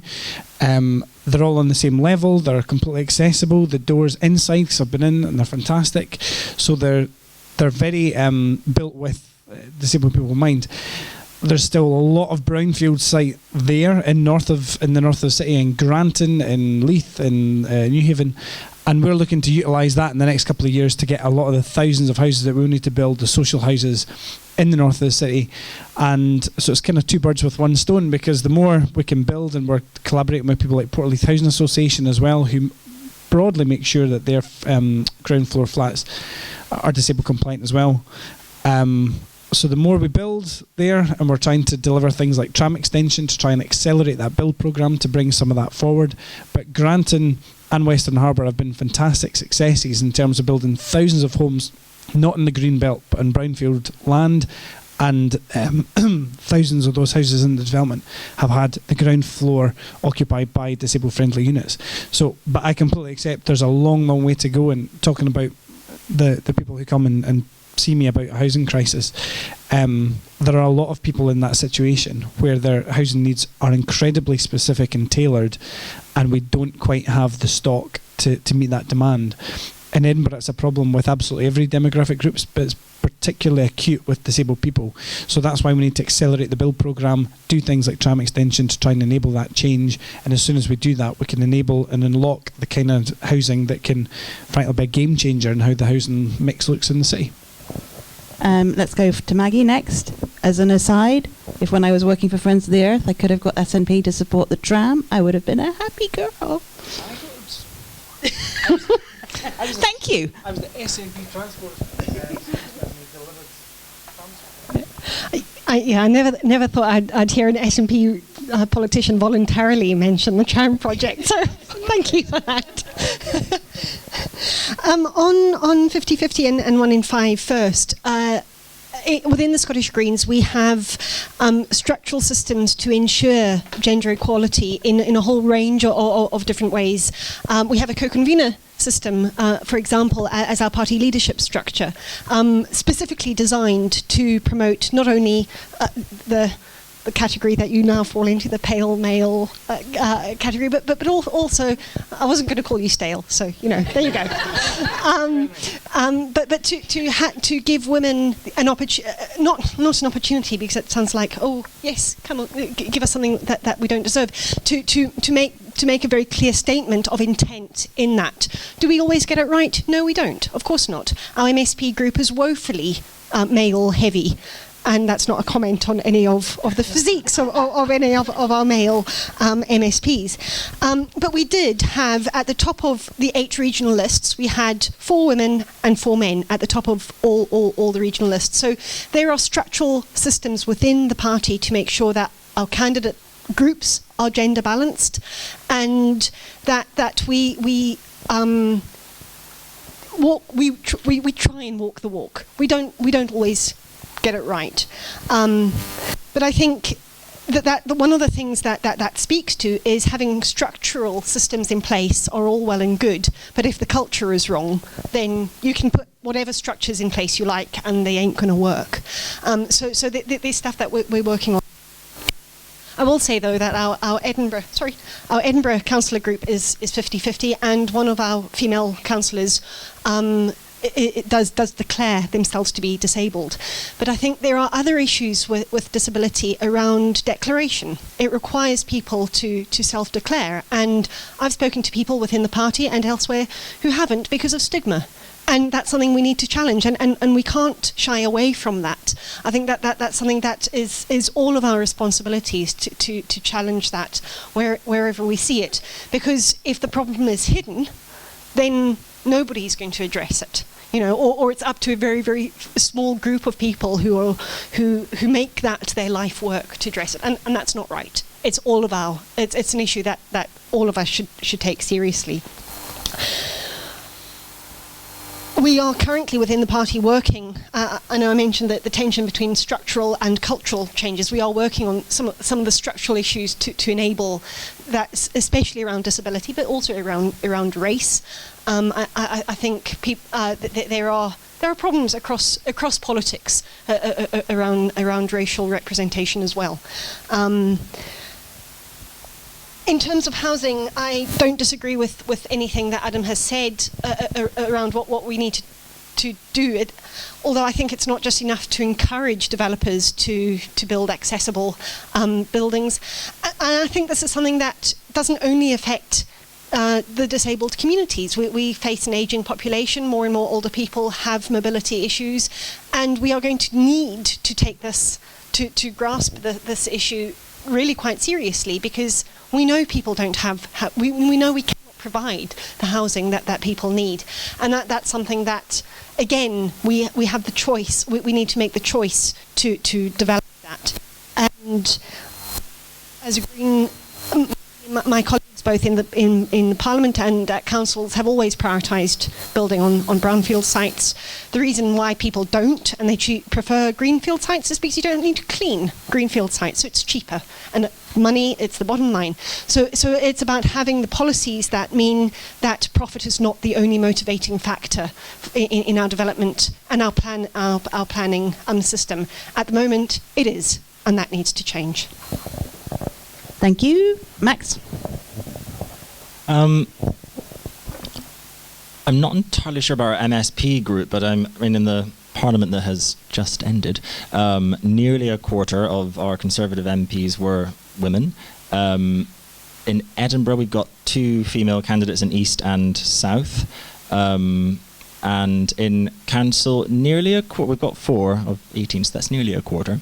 And in terms of disabilities, I'm sure my colleague Ashley won't mind saying that she has hearing difficulties. So, in terms of just getting more and more people involved, I personally don't believe in quotas. I think it should always be done on merit. I would not want to have a job just because they need to fill up a gay spot. I don't think that's right. I mean, I think we can tell just from trying to choose a Conservative candidate or politician to come tonight, that's not always the best idea. You're my favourite. Thank you. And I'm everyone's favourite. Right, what were we talking about? Greenfield sites, building on brownfield sites? Brownfield sites. I mean, we shouldn't be building on Greenbelt. I mean, it's Greenbelt for a reason. I mean, I don't think I can comment on that. There's an issue, for example, I mean, getting down to local politics is an issue because they're in Inverleith Ward, because they're building houses on what should have been designated, and it was green belt, a little section, and people they're now appealing because they want how do you call it? They want to be able to build, and they might be allowed to. We're trying to stop that. But brownfield sites, I mean, if they can be worked properly, then you can build housing on them, and it's more appropriate than building on green belt. Is that okay? That's perfect. Yes, it's okay. Leslie, and then Tristan, and then, unless someone can give me a one-word answer question, we'll have to wrap up. Would it be a one-word answer question, Alice?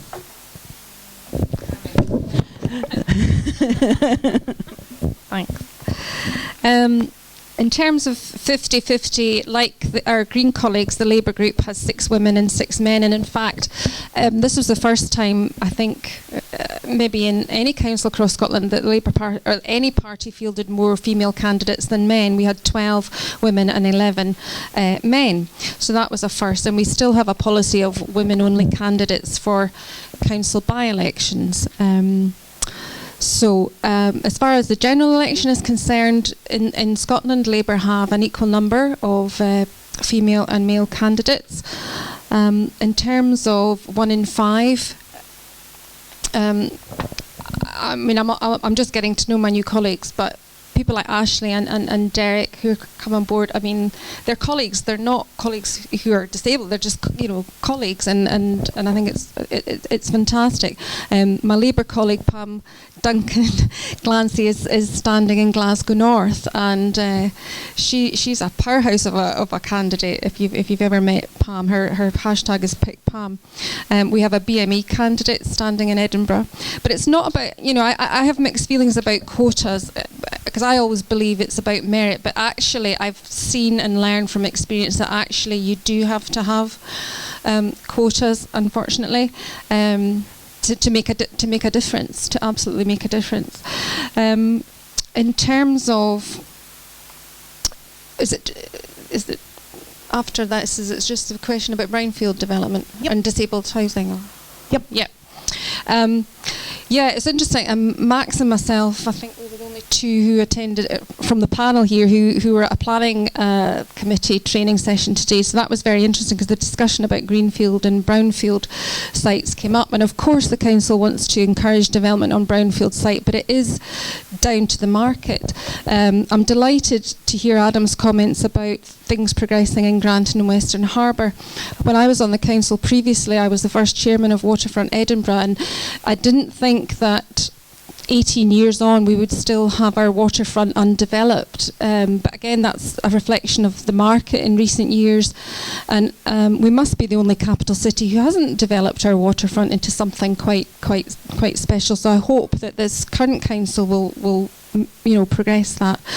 In terms of housing, that's adapted to suit disabled people with disabilities needs and older population.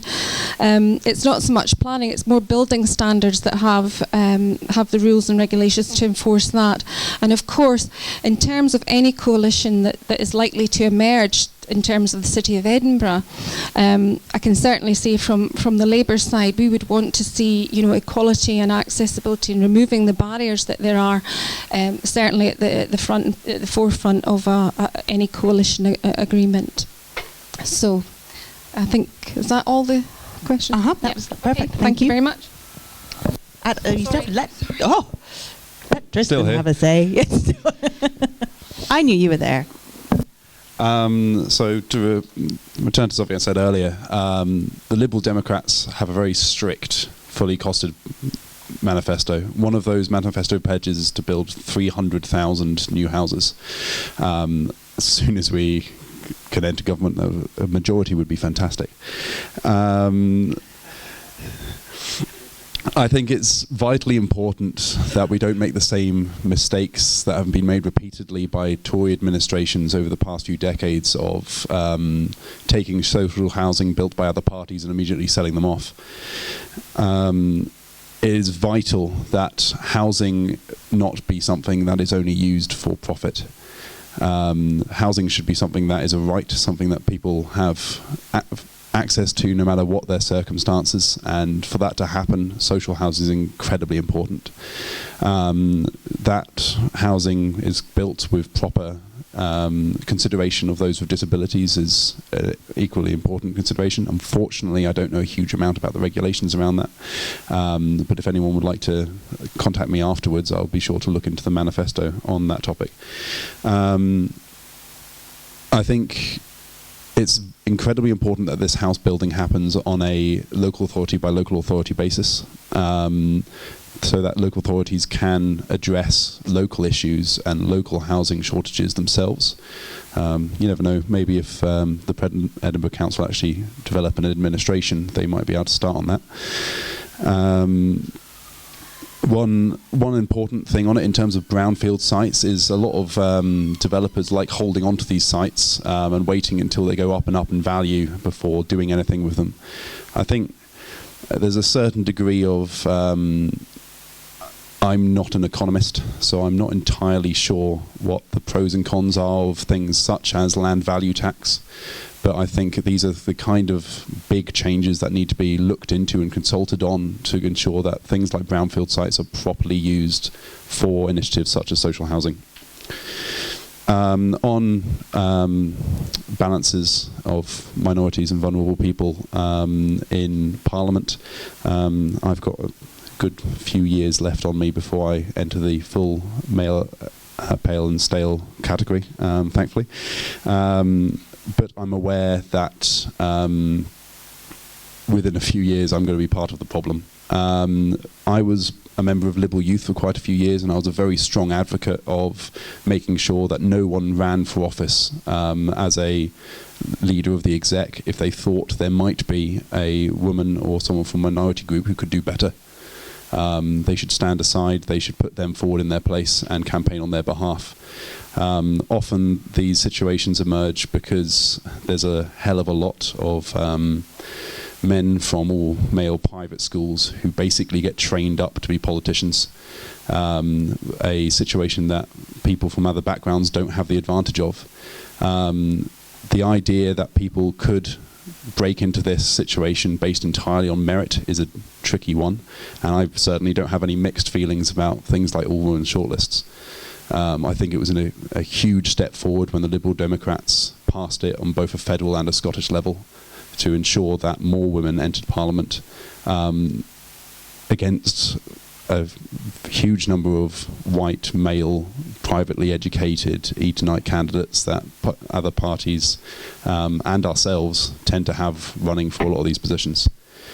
Unfortunately, I don't know statistics very well on Liberal Democrats. We haven't had a huge number of MPs to work from, but I was very happy when Sarah Olney came in recently. But I'm also incredibly proud that due to our all-women shortlists, there's a lot more women competing for achievable seats across the UK this time around, one of which is Jo Swinson, who's one of my idols politically. She's fantastic, and I'm very much hoping that she takes her seat in this coming election. In terms of people with disabilities, again, I'm afraid I just don't know the statistics. I don't know how many people involved in my party have disabilities, but if you'd be happy to contact me afterwards, I'll definitely look into it. Our president is someone I am fully aware has a disability, and she's a very strong advocate of defending the rights of those within the party who want to run for office, run for exec, run for parliament from any background, and making sure that they make it with the male, pale and stale members of our party taking a step to the side, because I think it's incredibly important that they do so. Thank you. Now, as much as I would love to take Alice's promised one-sentence question, there just isn't enough time, and she can use Twitter. As can everybody else. If you check the hashtag Equality Hustings, you'll be able to see our candidates this evening have all been included in some of those rounds, so you can tweet at them if you like. You can check who your candidates are, rather than these representatives, by going to the City Council website which you happen to live in. I could say you to go to Edinburgh, but if you live in Glasgow or Fife, that would be pointless. So go to the council where you live and you'll be able to see. And I would encourage you to ask them some of the questions that you've asked this evening and see if they give you answers that you find satisfactory. And do remember, at the end of the day, you're not going to change their mind. They might not change your mind. It's about knowing who your candidates are and knowing what your choice is when you enter the ballot box. On that note, I would like to say thank you very much to the representatives who have attended this evening, and I hope you will take back the feedback that you have received to your parties. I would also like to thank the Equal Representation Coalition for hosting, and I would also like to thank the sign language interpreters and the tech guys and Phil with his super text interpretation going on here, and all of that extra work that's going in behind the scenes to make this a truly inclusive hustings, which I think is definitely the way forward and should be the way that it's always done. So thank you very much. Vote.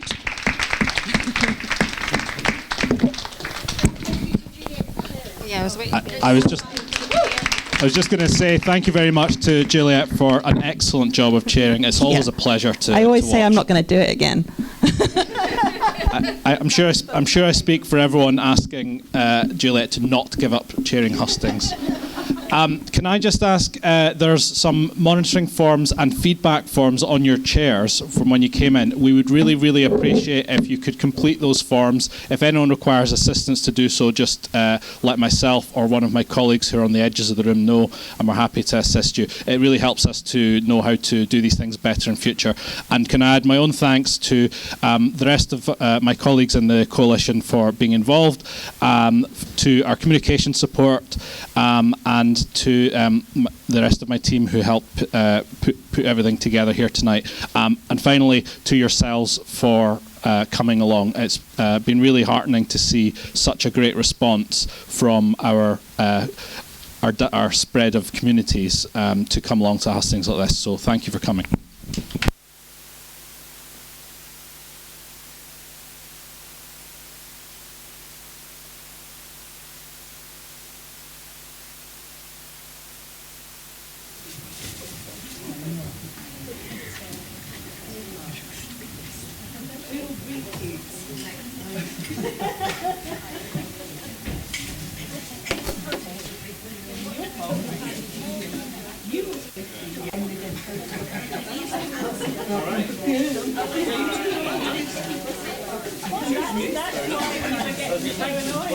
I've gone flying over now.